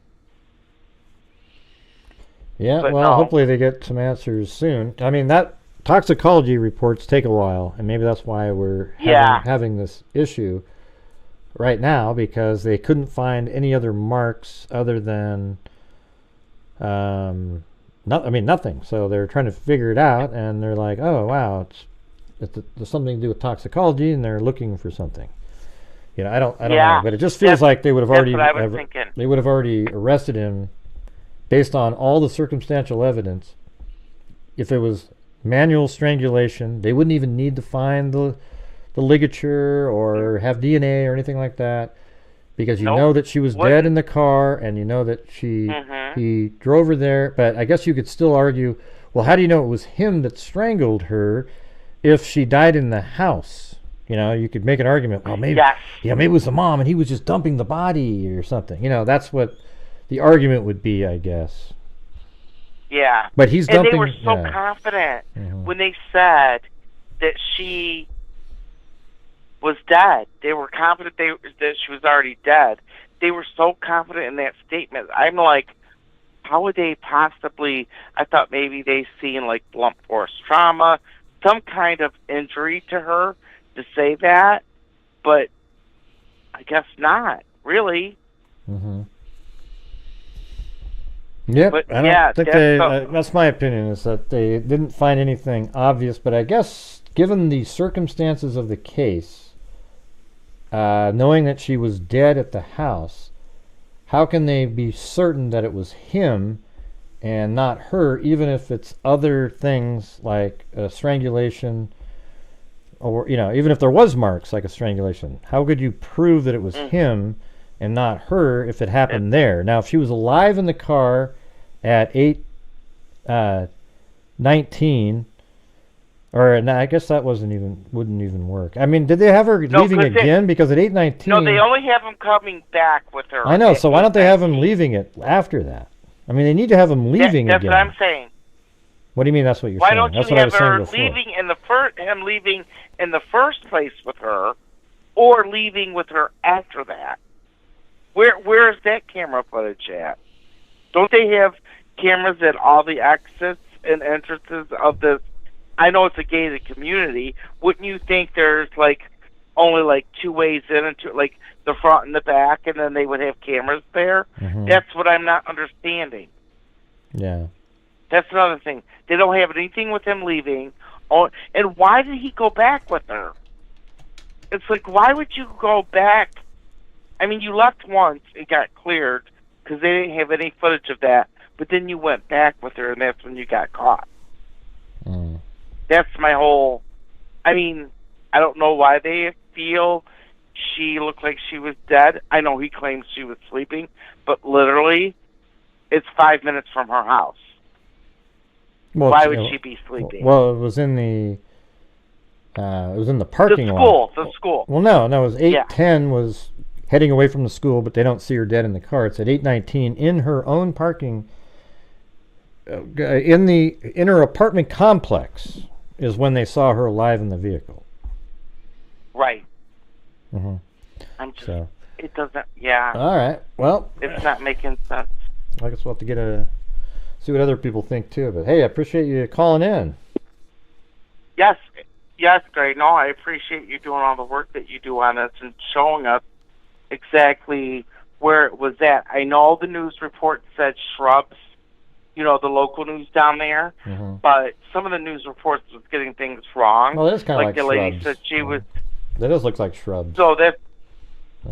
Yeah, and and they said shrubs, but the one lady said, "Oh, she's 2 miles away, by foot, 2 miles into the woods." And I'm like, "What?" No then you showed that, and she's not even what? She's 60 feet off I think they just road. wanted to say that so that. I'm like, yeah. I think that was Fox Orlando 35, where the lady. Yeah, it's a totally different type of tree. The only place that I can see trees like that are right here. They're not even trees. It looks like bamboo. Yeah, that's not even the same. See, I mean, nope. you look and at that's that. right where they had the crime scene tape too. If you think about it, that's right where the crime scene. And they had a light. Was. Right, they had a light right here, facing directly there. Yeah, so, they had the light there. Yeah, so that's it. Yep, because when that reporter was reporting that, when she said that it was 2 miles into the woods, she was so far away that the cameraman zoomed in to the light, and it was still at a distance. So, yeah, she may have been 2 miles from the scene, but it's not 2 miles off the road. Yep. She made it sound like he, hiked back with her to get rid of her. No, it's right off the road. Right. So, yeah. Sometimes, I don't know, sometimes the news media doesn't always get everything right, but that's when you showed it yesterday, made it simple, that I understood it better. Yeah, I mean, if it's not the right spot, then that means that the thing that the sheriff, whatever the sheriff took a photograph wasn't her body, because it is the same exact everything. It had the same blue, a little arc of a whiteness area, another object over here. It was the same everything. So that means that the sheriff didn't take a picture of the crime scene if that's not the right spot. That's all I can say. But anyways, the crime scene thing, that's another thing that was everybody that said they seen the photo, I haven't seen it because it has been made public, but everybody that has seen it said it's nothing but looks like clothes and grass, or clothes and dead grass. You can't see her body in any way. So, which is a good thing. But like I said, you put it up there and you blurred it out. But like you said, you didn't see anything. You didn't really need it. It didn't need to be blurred out. It's not. There was nothing other than it being knowing that it's a girl, little girl. There isn't anything offensive at all about it. You can't see anything. There's no skin or hands or anything. There's just sort of a little bit of an indication of denim or something, and that's really it. But anyways. So because people are saying they reported her missing in shorts, but it looks like she had on jeans. So I didn't know if that might be what the blue is. So that's okay. That makes sense. Yeah. But okay, great. I'm going to let you go. Get on to right. the next caller, and you have a good night. All right. Well, thank you. Have a good one. All right, you guys. So if we get to 300 up on the screen there, we're at 263. I'll donate 5 memberships. All right. So that's only $36.86. All right. So with 647 people watching, if you all donate 5 cents, we could. I mean, come on, you guys. This is ridiculous. It should be very simple to get to the goals. You guys know what we do on this channel. All right. So anyways, who's calling next? But you heard what I said. If we get to 300, we're only at 263. I don't know what Alley Cake's looking at up there, but we're at, we need 36 something more.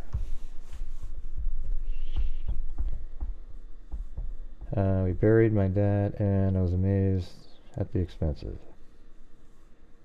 Every single night on this channel, we raise funds that help support the channel, and I also donate thousands of dollars every month to true crime-related charities. In fact, over the life of, we've given $188,400 since January of 2020, $22,000 in 2020, $42,500 in 2021, $62,000 in 2022, and then it dropped off a little bit in 2023 to $57,350, and we've done $8,800 so far this year, and $1,100 already this month so far to NCMEC.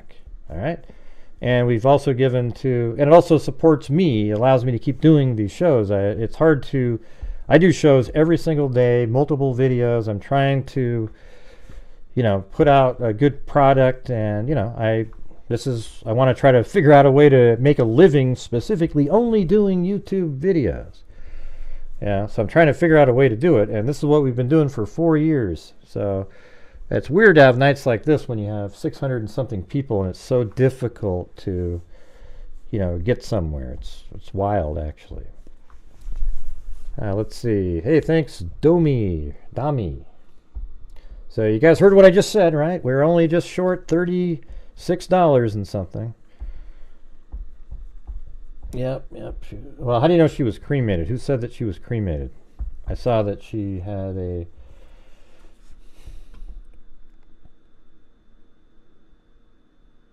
a fund. Let's see. Yeah, it's just brutal. It's just wild in here. There's a lot to go through on devices and hers. Yeah. But they should have already been able to charge him with something.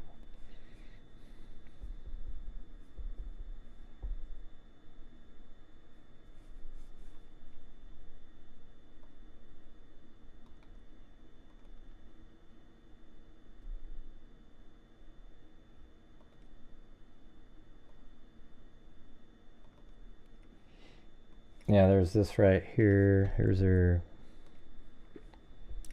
Thank you, Don McNeil. So there's her obituary for Madeline Soto. Tell you what, if you get to 350, which isn't very much, I'll donate. We could send flowers from the freaks right here. See this? And we could buy one of these in here. Some of them are like $76 or something. All right. And maybe we could do like, I don't know, which one do you think? Like this one? 77. Let's do it. Just got a new iPhone. Hadn't set up the new way. Thanks, Don McNeil and Nikki Zubs. Know what, Ozzy Roo? Know what? Just type in a sentence so somebody knows what the hell you're talking about. Hey, thanks, Nona617. Just no. Nobody knows what you're talking about. They're waiting to file the charges at once. Yeah, so if we do up to 350, I'll donate one of these.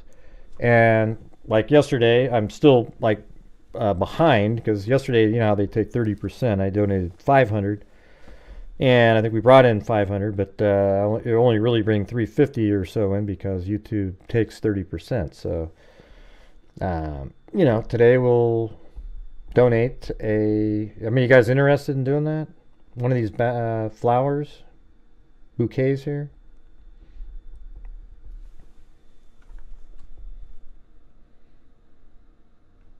I mean, who gets it, by the way? Does it go to the mom, or that's kind of weird.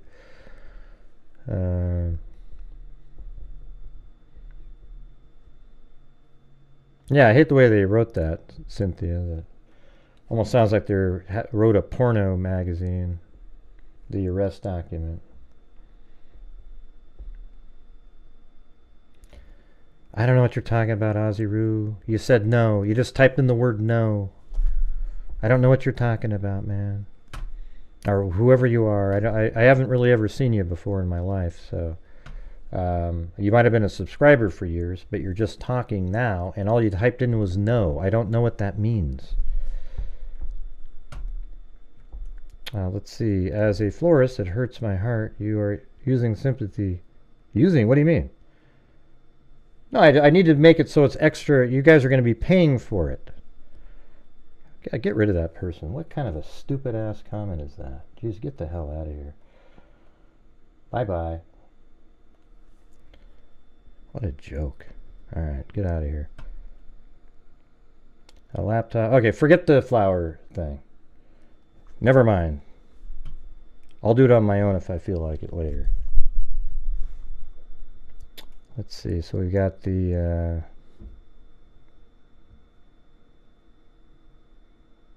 yeah, forget it. I wanted you guys to pay for the flowers. I'm trying to take care of the channel and the other stuff that we're doing. And we're going to be giving away the 5 memberships. That has nothing to do with anything. It was just a thought that I had earlier today. I didn't even think about it till right then.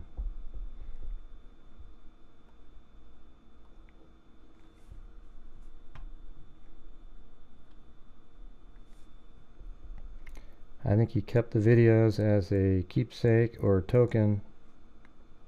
Yeah, I like the flower idea too, but then Lisa Taylor up there had to make her stupid ass comment where, forget it. You know, hey, thanks, Diana Lafferty.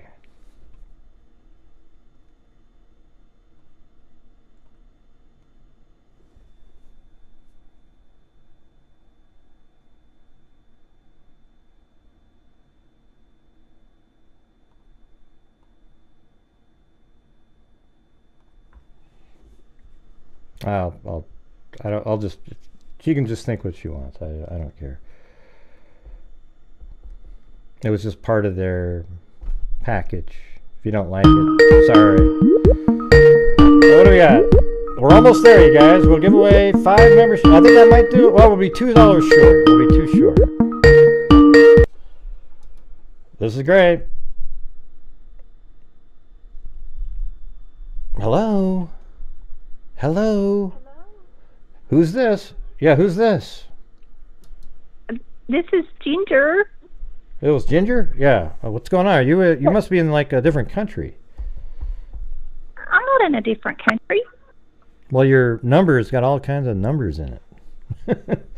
Oh. It's longer than normal. Huh?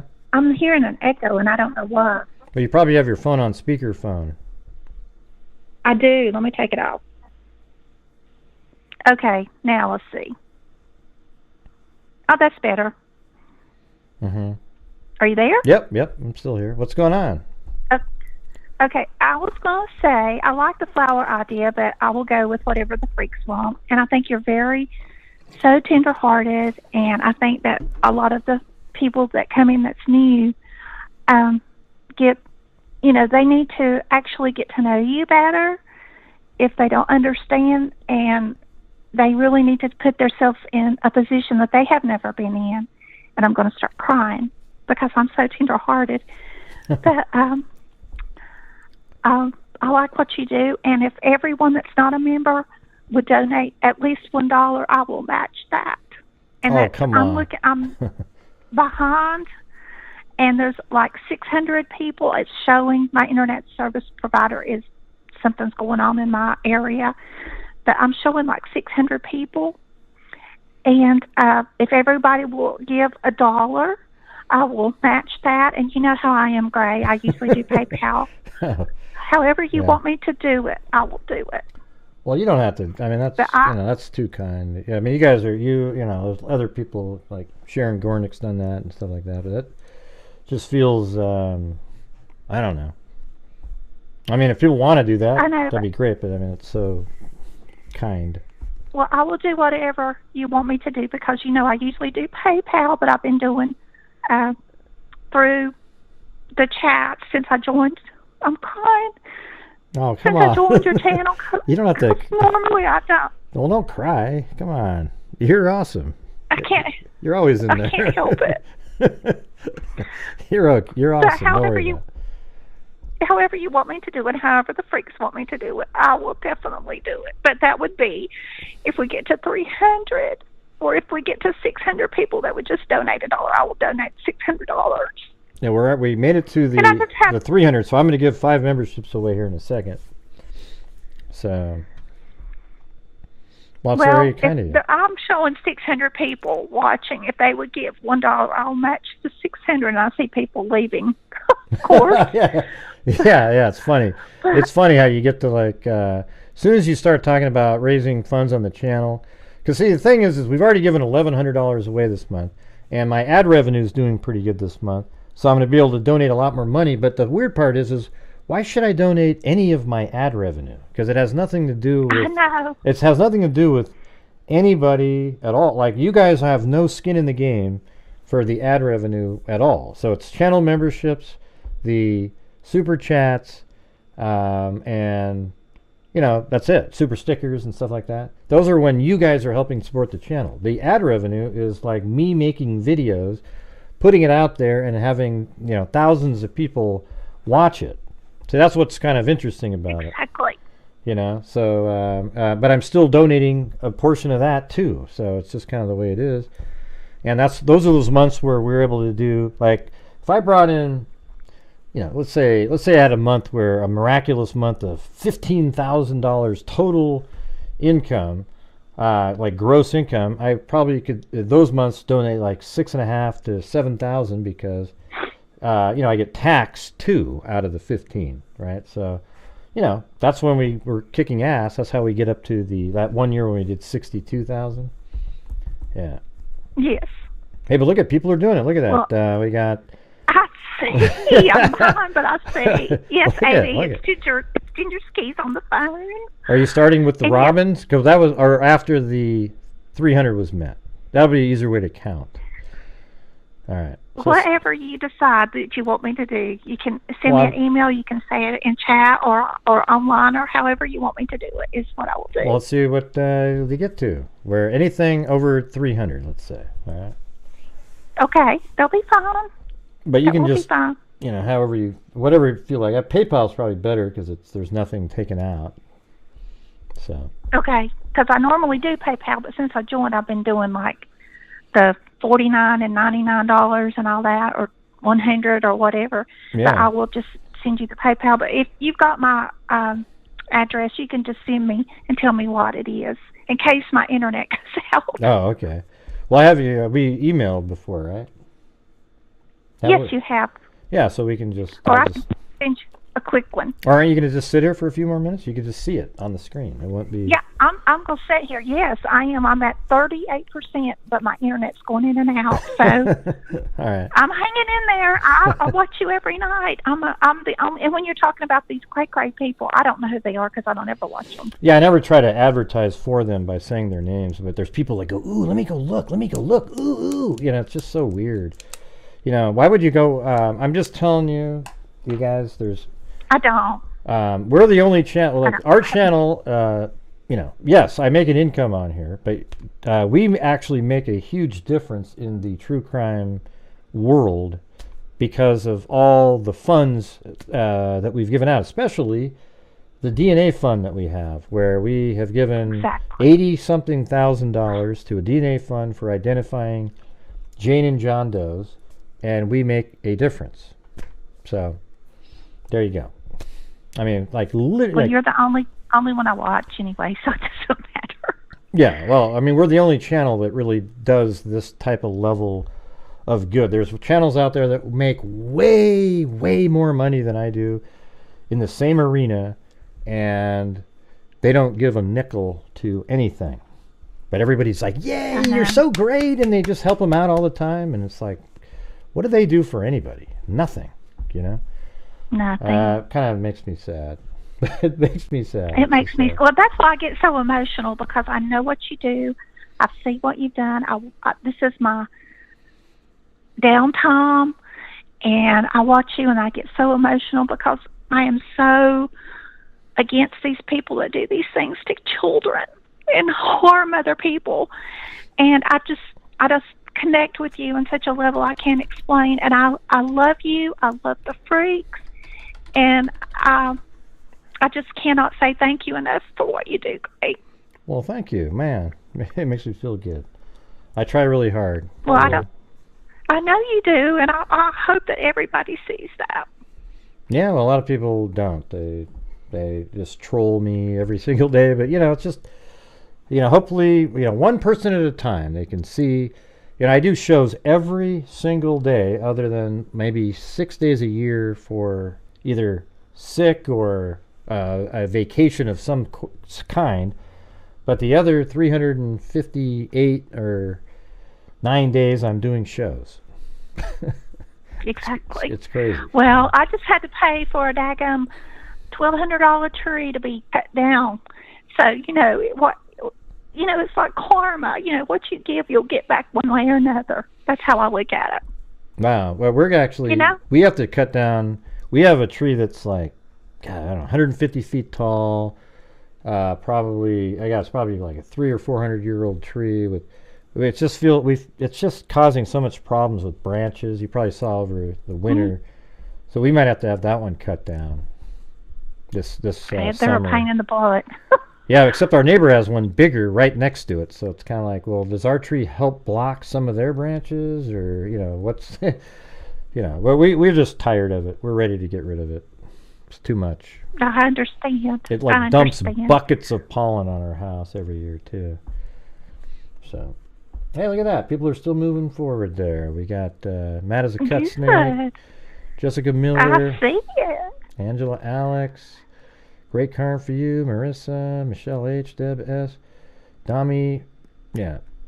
So there you go. They want me to spend my money, aren't they? What's strange on these shows is people, they get offended if you say, hey, everybody, if you could help support the channel. They get offended.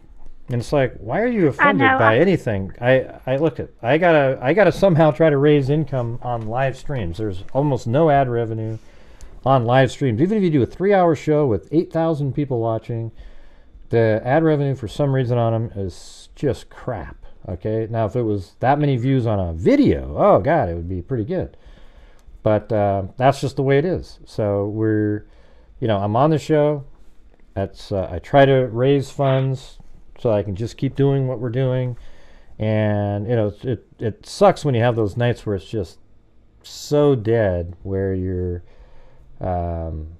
it's like it just feels bad, like. I know, and I can tell when you log off, and it's like the lull. And I still say a prayer for you and the stream and the freaks and all those that are sick.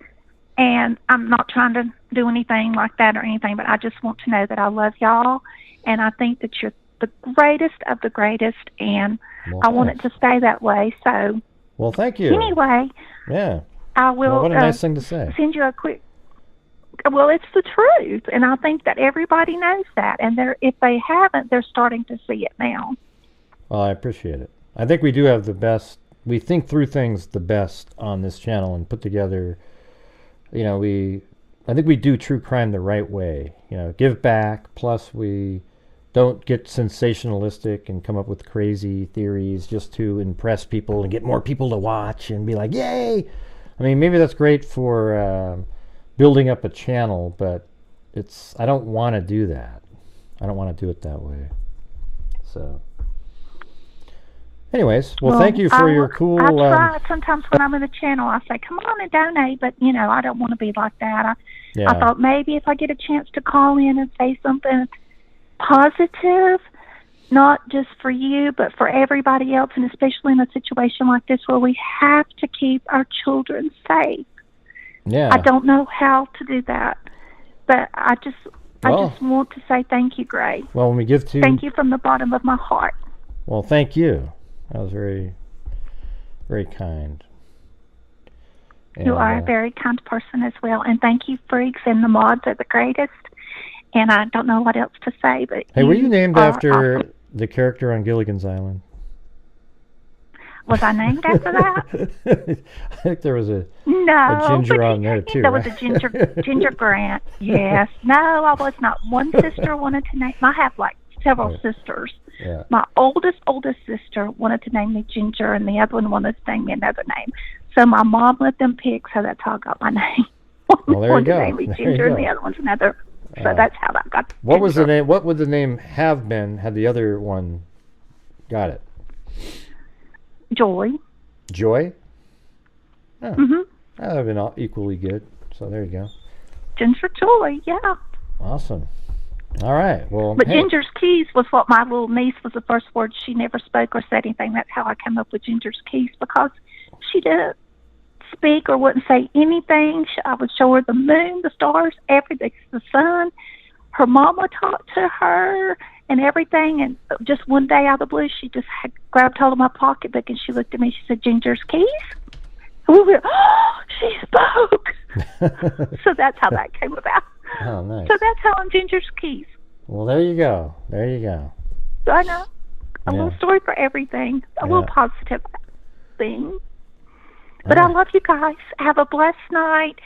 And so far, I don't know how much I owe you, but I'll send you a quick email. Well, you don't owe me anything, but if you want to, well, currently we're at what is it? Like almost $62 extra. So that's pretty good. Well, okay. Well, I'll just drop an email to you, and then you just tell me whatever, because I can't keep up with it. All right.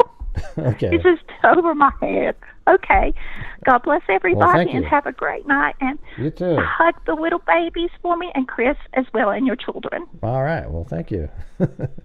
Everyone else too on the freak. All right. Okay. Good night. All right. Thanks. Bye-bye. Bye bye.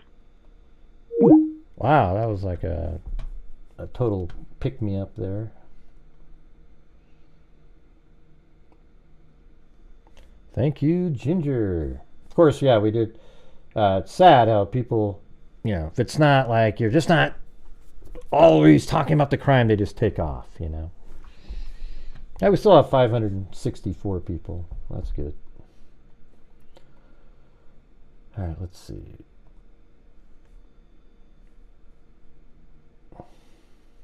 Hey, look at that. We got over 122,000 now subscribers. Actually, already at 122.96. I think we started this case at 118, like 4, and now we're at 122.9. That's pretty good. 3,500 new subscribers. Not bad.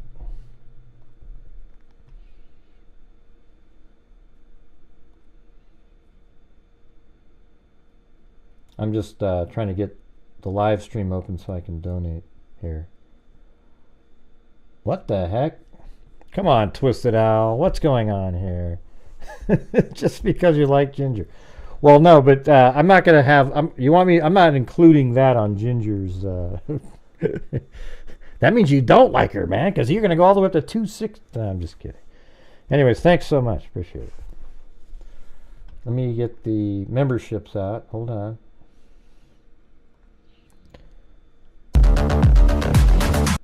Anyways, thanks so much, Ginger, Twisted Owl, everybody else up there. Let me go all the way up to this little run here.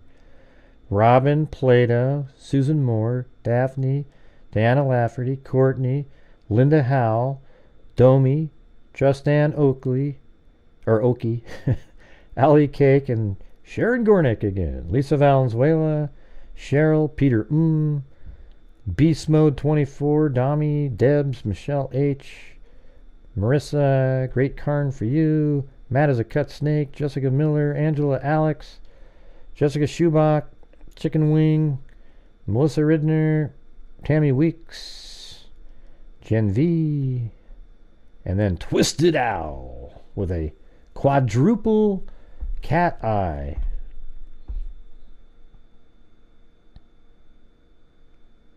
And then also, welcome to Money Moves. There you go. Thank you so much. Man, that was really kind. All right, let me get to the... Okay, I'm on the video, I think.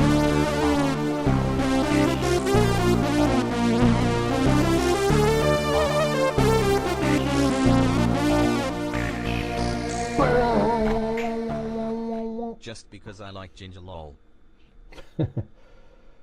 All right. There we go. And so, who's ever out here, maybe we'll get some... And Nikki Zubs gave some love back to Ginger. I love Ginger too. Thank you, Gray, for all you do. Well, thanks, Nikki Zubs. It feels good to have that kind of somebody like the channel that much, you know. So Sam Smiles, or Sammy Smiles, Colleen K, Jessica Miller, TTJO Tracy. Where have you been? Haha, look at your lurking in the background. And Mrs. C. What's going on, TTJO? I've tried to get out, reaching out to you, but haven't heard from you.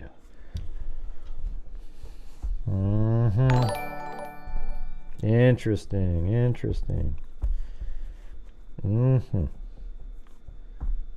Are you required to be at the show when you get the gifted membership?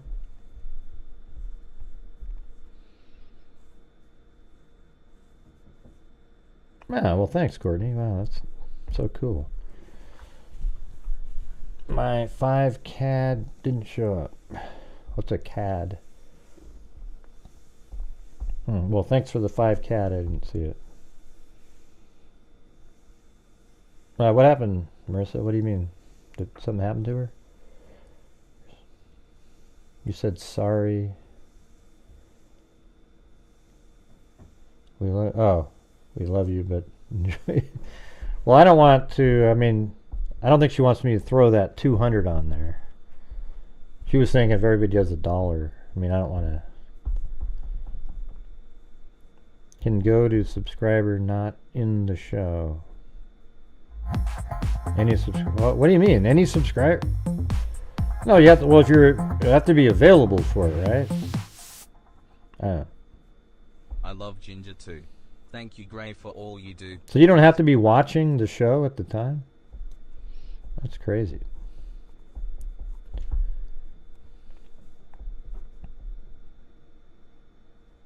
But I thought it was because I smile a lot. That's stupid. I think you should have to be watching to get a free membership.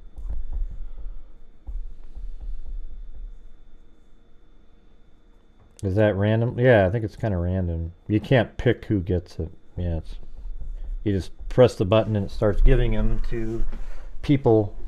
Well, one of them got it, never shows up anymore to the show, so I'm not sure why they would.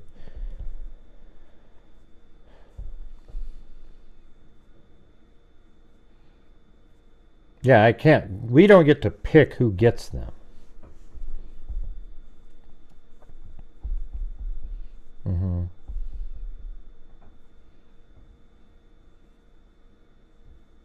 I don't know, Zozo. I don't know. What difference does it make?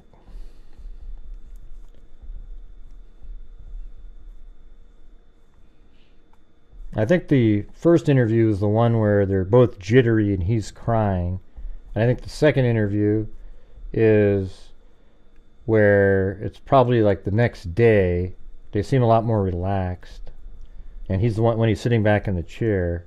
But I think the first one was 24 hours later, when they're the 15-minute long one where he's crying and she's in there. Then the second one is the one where he's not sitting next to her, he's in the background. So that one's probably like on the 28th, I would think.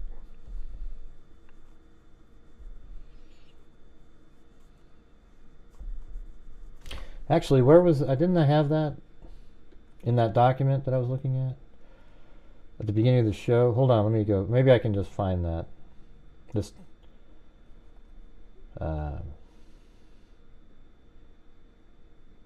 timeline, this thing right here. So let's take a look at this. This might give us the answer here. So let's see. All right, so yeah. That's the 27th. That's just what I guessed. Madeline's mom, Jen Soto, goes to pick up Maddie. 26. No, but see, this shouldn't be the 27th here. I don't think that doesn't seem right, because this should be the interview, or maybe those are both the same day, but this was later. See, it says 10 p.m. So the other one was just earlier in the day, perhaps, right? So maybe they were both on that same day. Because remember the other interview when they were jittery? And then there was a press conference on the 28th. Which one are you trying to get? Can you tell us the time difference between the interviews and the police interview? Oh, you mean the one... What do you mean by police interview? That other document we were looking at the other day?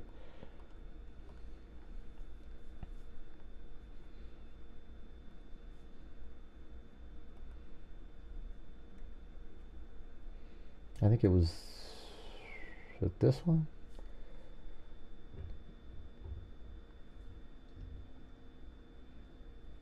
This day, the 28th. It should be noted. No, that's not the one. Jesus, God. I think it's this one. I don't know if there's a date on it. On February 26, 2023, at 7:48, they responded. And when I arrived at the scene, I spoke with the mother, Jennifer Soto, who gave me verbal and sworn written testimony on February 26th at 8 in the morning. Sorry. She said on February 26th at 8 in the morning, Jennifer observed Madeleine getting dressed for school. Stepfather Stephen Stearns took Madeleine to school, dropped her off near the intersection of Town Loop Boulevard and Hunter Park Lane. So this interview here, though, is at 7:48 in the evening on the 26th. That's the first interview. So that means when she was doing this interview here on the 27th at 10 o'clock at night, almost 24 hours, a little bit over 24 hours after the police interview, she doesn't mention that she saw her getting dressed at 8 in the morning.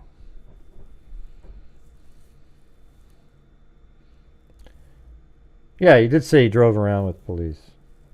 It was probably that same day or the following. Yeah, I mean, was it that night when he was driving around? I don't know. I mean, it could have just been right then when they reported her missing. They came over and then drove him to the school, and he goes, yeah, I dropped off right here.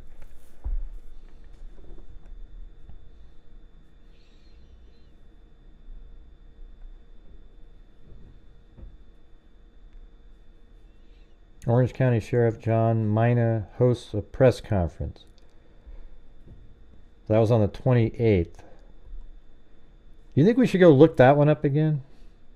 Is this it?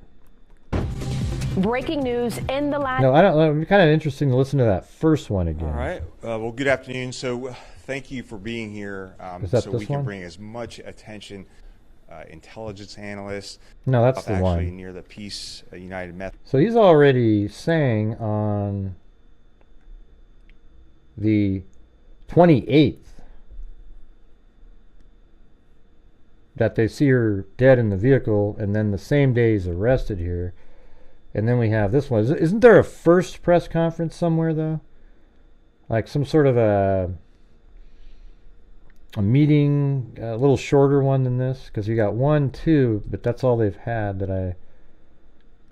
Let's check out this one.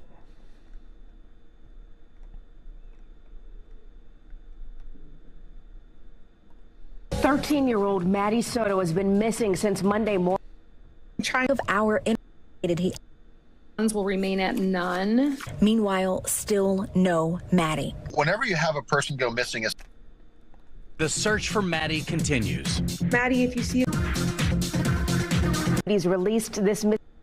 Lisa, I sure have, and I actually spoke with one of Maddie Soto's aunts today. She tells me this has been a very difficult day for them, and this new development has really been devastating to the family, but they're still holding out hope for Maddie's safe return. Maddie Soto missing since Monday. The 13-year-old allegedly dropped off for school near Town Loop Boulevard around 8:30, didn't make it inside. Stefan Stearns now named prime suspect in her disappearance. Stearns is the longtime boyfriend of Soto's mother, Jen. You can see him here in the background of our interview with Jen Soto Tuesday.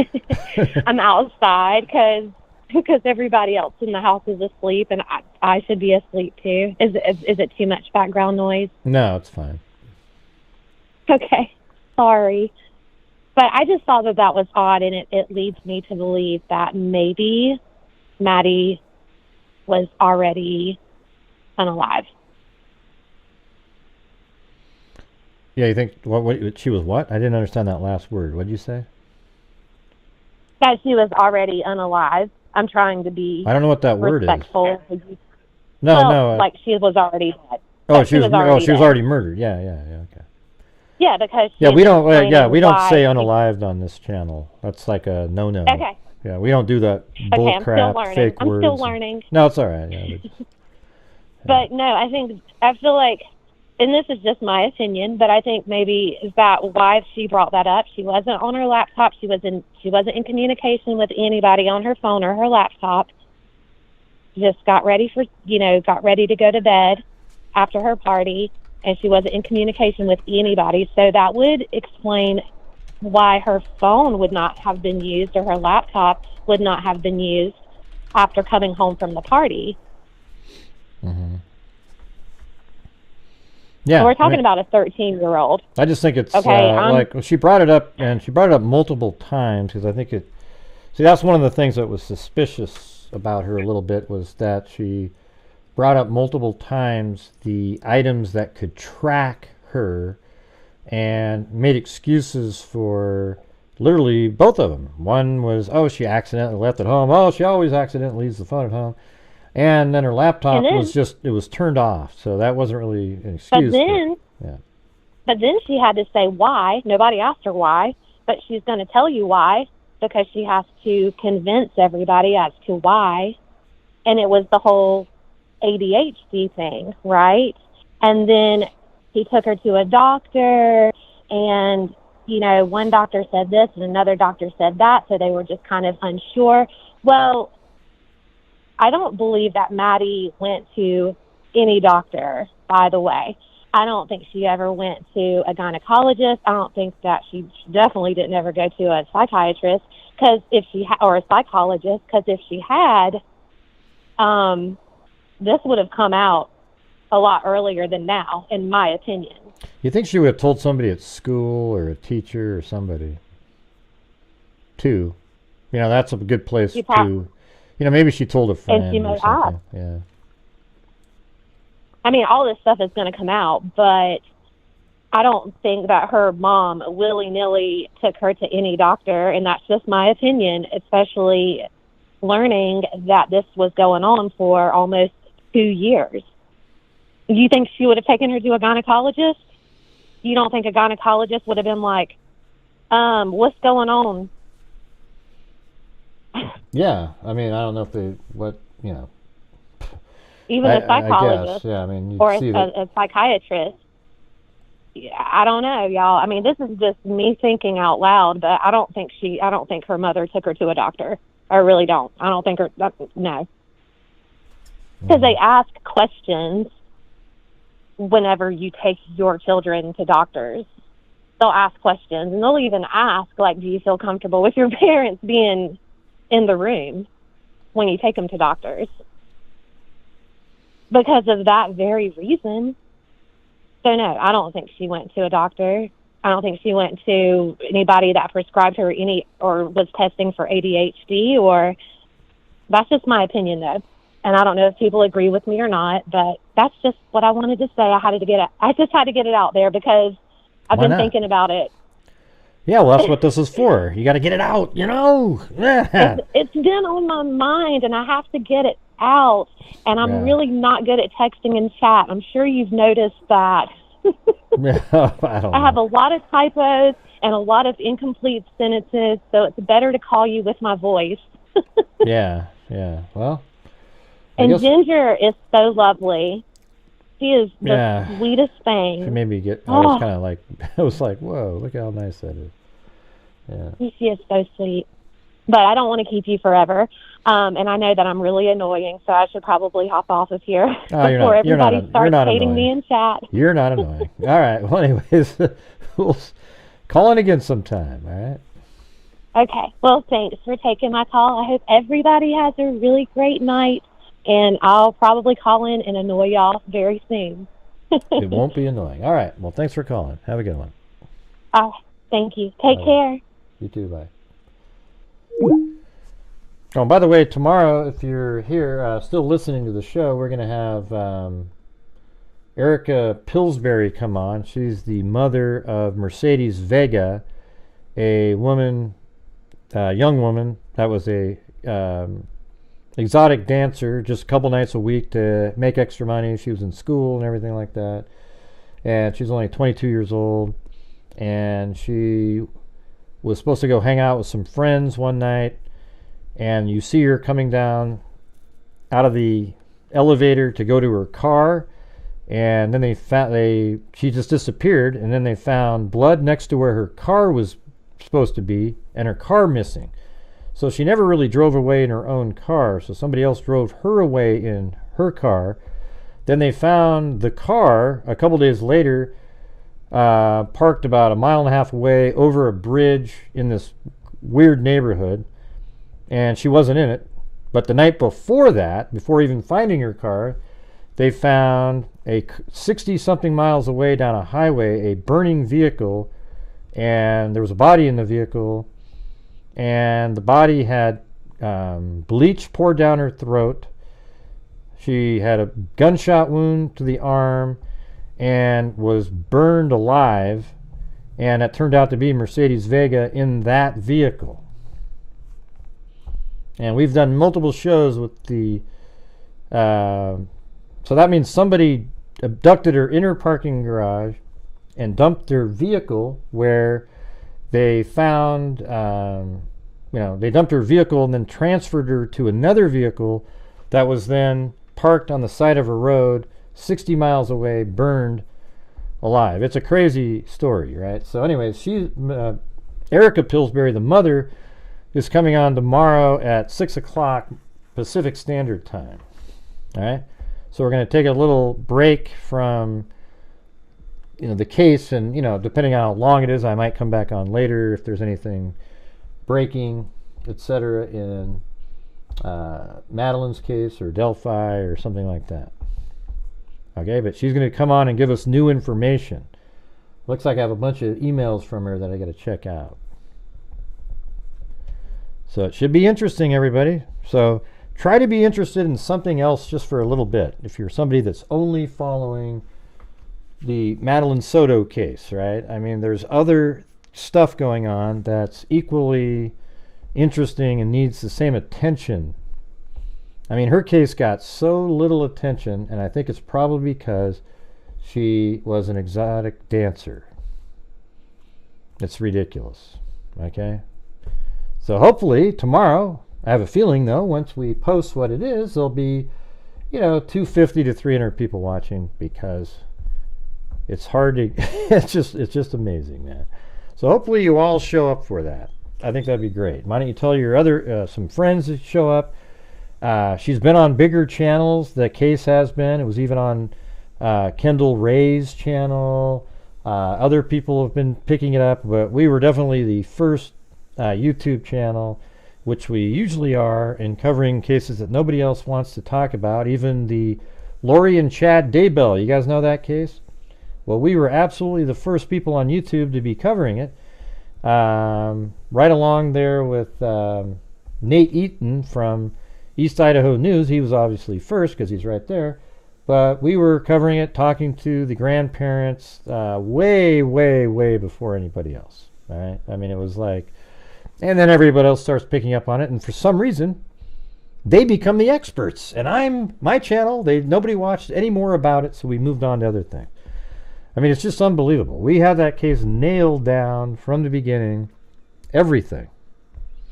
And I don't know how YouTube does their shit, but man, it's so frustrating. Yep, tomorrow's Friday, right? So tomorrow at 6. So there we go. And Ginger, I'm only gonna, let's just do that 200 that came in. That isn't fair. You were trying to get how many people send in the dollars, right? So we're just gonna we'll just do the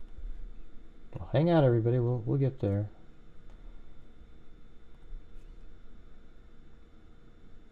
Oh, yeah, it already has her name associated with it, so that's good.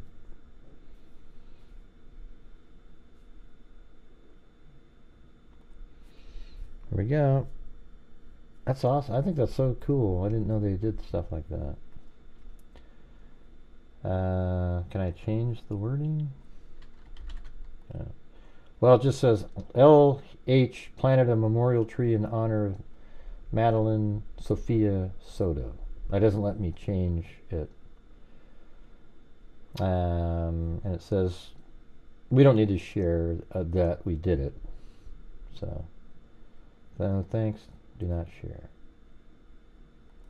That's just our own little thing. There we go, you guys. Boom.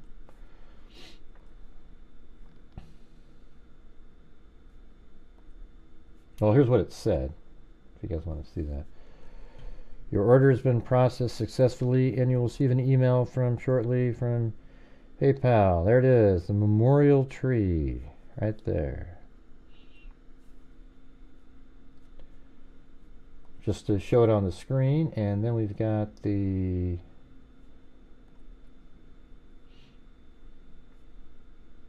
I think the person that didn't like it was they just didn't want us using the sympathy store, you know. That's what their thing was.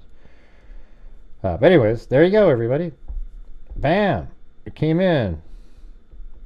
So there's the receipt, the $41.92, and boom! I think that's awesome. There's this tree out there that's going to be growing in her name.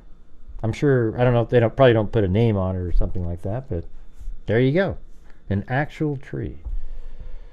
Very cool, very cool. Awesome. I'm glad we went back and revisited that to see that. So, all right, everybody. Thank you all for being here tonight. We are almost at, well, 4 hours and 5 minutes. That's pretty long. Jesus, man. I'm like a sucker for punishment. Anyways, Faye. Yeah, thanks, Faye. Kathy Chapin, K-Me, Misha, Kathleen. I'm not sure how she said it, but it was like Destrashers, Sirius Black, Alley Cake, Peter Ron Logan is not your bish, Michelle H, Georgina Stoliker, Sun Gal 1956, Raja, let's see, Raja H River, Sarah 67, Kaylee, Don McNeil, Osiris Stewart, Jessica Miller, Sharon Gornick with a cat eye, Aaron Bremer, 22 months, Alley Cake. Alley Cake, I think, means like I'll eat cake. You know what I mean? Like I'll eat cake. Joseph Brennan, Robin, a blank slate, None Ya Business, Robin, Jean Darcy, Tamara's Favorites. I like that name for some reason. Bridget Bauman, Yorkshire Tea, April Rain, George Leonard, Sarah 67, Plato, Sharon Gornick with a cat eye. Again. Wise Child, Heather W, Tommy, Don McNeil, Nikki Zubs, Nona 617, Kami, Diana Lafferty, Robin, Plato, Susan Moore, Daphne, Diane Lafferty, Courtney R, Linda Howell, as in Linda Molden Howe of the Cattle Mutilations and Crop Circles, Dami, Justan Oki, Alley Cake, Sharon Gornick again, Lisa Valenzuela, Cheryl, Peter Beast Mode 24, Domi, Debs, Michelle H, Marissa, Great Carn for You, Mad as a Cut Snake, Jessica Miller, Angela Alex, Jessica Schubach, Chicken Wing, Melissa Ridner, Tammy Weeks, Gen V, Money Moves, Nikki Zibs, then I gifted, Money Moves became a new member, and then Nikki Zibs, then I gifted 5 memberships, then Diane Ledford, Lisa Mounts, Avi, and Wendy Van Rokel. Is that right? Is that right? Rokel? Hopefully I said that right. So welcome there. Anyways, thank you freaks for making another successful night here. I know, I know every night can't be the greatest, but I'm trying to augment everything with the videos too, and hopefully at the end of the month, we've already done 1,100, but it'd be nice to have one of those months where we're back up to like 5,000 or 6,000 instead of the 3,504 that we just did the month before that. So we're doing pretty good though. We're doing pretty good. Not too bad. Not too bad. I mean, I guess if you average 4 a month, it'd be 48,000. It's not too bad. Yeah, it was weird. I looked at it. I saw it the first time around. I wasn't sure what I was looking at. And then that time I was like, oh man, look at that. A tree. That's freaking amazing. Yeah, maybe we'll do another one too at some point, So, anyways, thank you guys very much for your generosity and helping support the channel and the various other things that we do. I think when you, not too far from now, we'll probably get some cool results going on in our DNA projects that we have running on the side. Misty Gills, keeps me updated. She's the wonder, just like a wonder kid genealogist. Absolutely insane how good she is. And so we have many of those in the works, especially we have one from 1934 of a mother and children that were found murdered and wrapped up in an awning, and no husband or anything reported anybody missing. So we're trying to figure out who those people are using some newer technology because the DNA was so degraded and they don't want to exhume the bodies anymore, which sucks. I think I'm never going to give up on that case. Okay, I don't know if Plato's around, but man, there's no way in hell. I think we're going to have to even write letters to, hopefully that ME gets the hell out of there, and we can get somebody who gives a damn, and we'll just try to get some different bones out of that one. Right? Plato? I mean, don't you think, like, if it all comes down to it, we're just going to start writing letters and get the freaking answers. Yeah, it's the Addison County one. That's a like almost 90-year-old case. But man, that'll actually solve it as soon as you determine who they are, because the husband never came forward. It's in Vermont. Well, yeah, because we've talked about it a million times on here. Let's see. Right? Or maybe you haven't been around that long, Twisted Owl, but yeah. Yeah, we've been covering it for, I don't know, 2 years now. We've been trying to get this going. Maybe even longer. Seems like 3, really. I mean, it's been, I think this is one of the cases almost from the beginning of us doing the DNA projects. Yeah, so we got hopefully a different ME gets in place over there, because she seems like, we don't want to exhume her again. What do you mean? Get the freaking answer. You don't stop. Like, these are the things you don't stop at. You don't just let it be that somebody isn't identified and they don't get their name back and no justice, nothing, nobody knows anything. It's ridiculous to me. Probably nobody. Other channels haven't been, I know that. But I mean, there's places like Audio Chuck. They do that. They have a whole fund. They also help identifiers out. So I like that. Oh yeah, you should have said, give me your credentials, Avi. I would have believed you even more.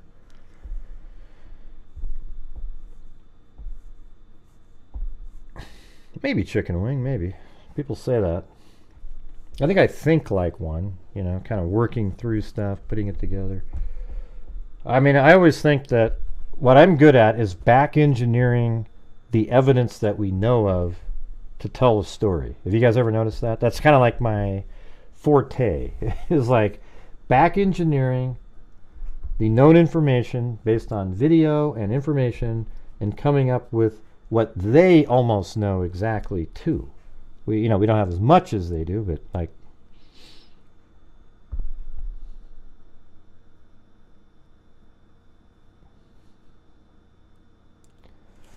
but man, we got to get that one, Plato. That's going to have to be our mission. If it gets to the point where Misty goes, yeah, we just couldn't, forget it, man. We're going right there. You're going to write one of your cool letters, right?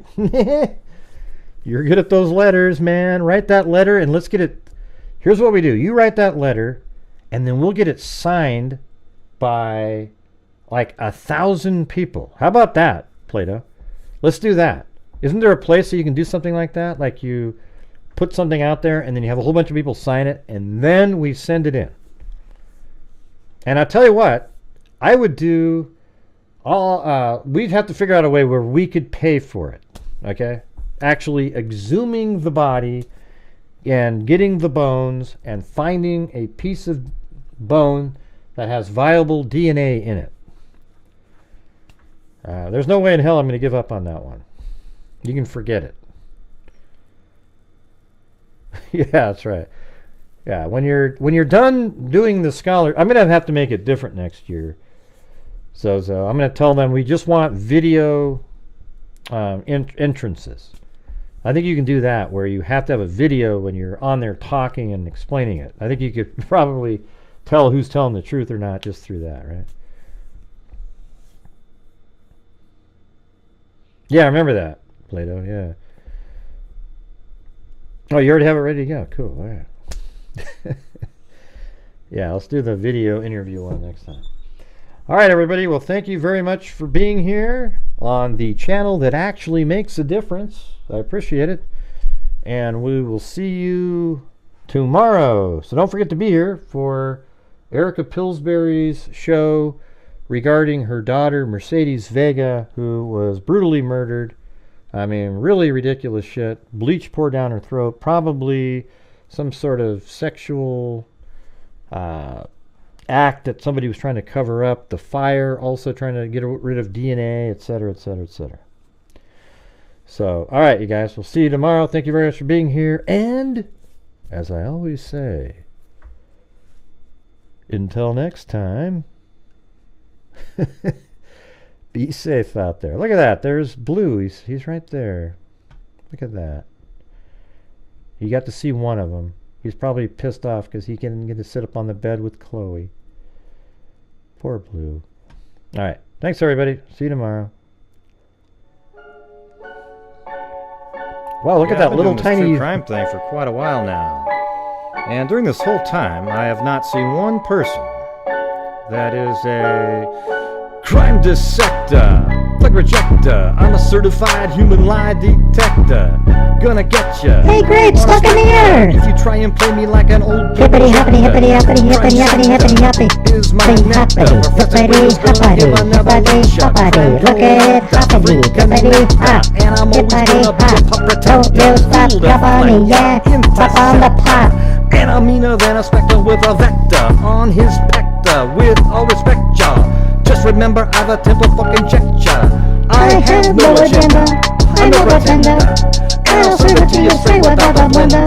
And in the end, I'm gonna send ya on a mission to reveal the true offender. Yeah, so I'll just get right back to work. All right, everybody? Talk to you.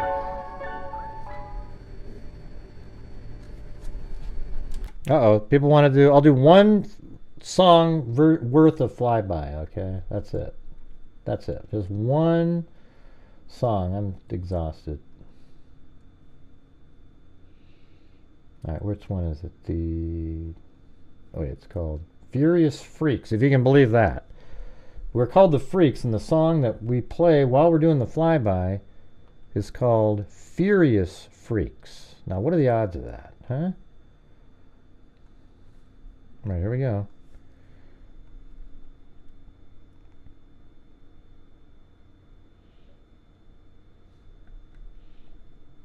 Can I use this one? Let me get rid of that. Okay. Oh, I don't even have the frame. I'll put that on there. I like that. Hey, thanks, No For Show. Right at the buzzer. All right, here we go.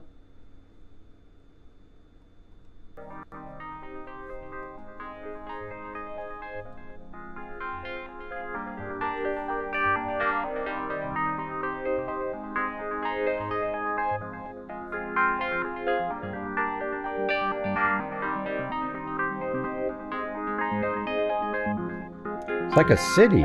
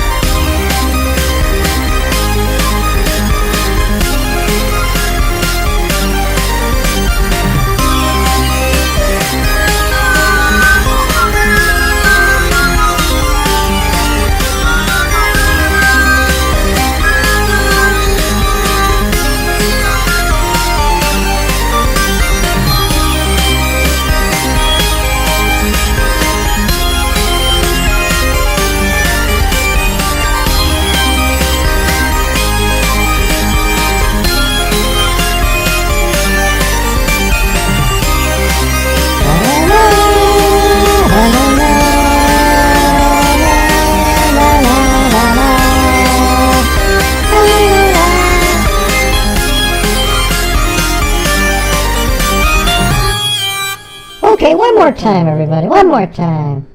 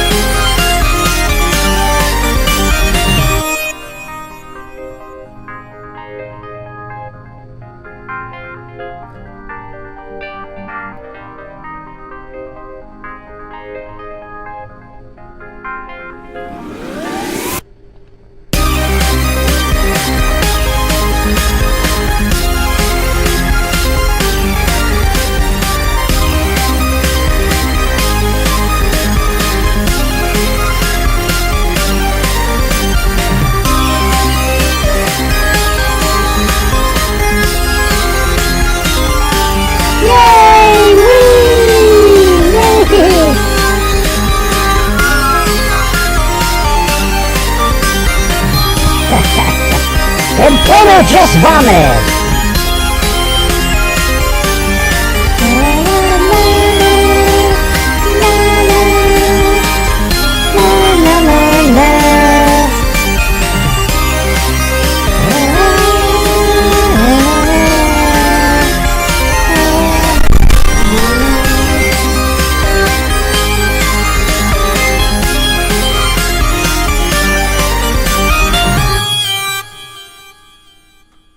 Wow!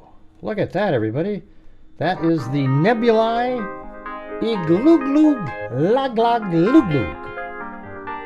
Right there. You see that? It's Nebulae Igluglug Lagluglug. And you might say, how do you know it's named that? And I'll say, well, I don't know for certain, but I mean, with all the nebulae out there, there's got to be one named that. Okay? So, all right, everybody. Thank you all for being here tonight. We'll see you tomorrow. And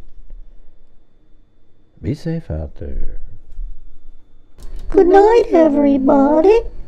Yay! Well, didn't you think that was fun? Why did you sound like you're kind of bummed? I don't know. That's just how I sound at the end of each show. Okay? Oh, so it's not real? That's a shtick that you have? What do you mean by shtick? Ah, never mind. Okay. All right. See you guys later. And be safe out there. Yeah, you said that already, Gray. I know. And you already said something. Good night, everybody. Gee. Well, that sounds like garbage. You got to say it the right way, okay? Good night, everybody. Gee. Yeah, like that. Thanks, Gray. Good night, everybody. Wow. Okay. Yikes.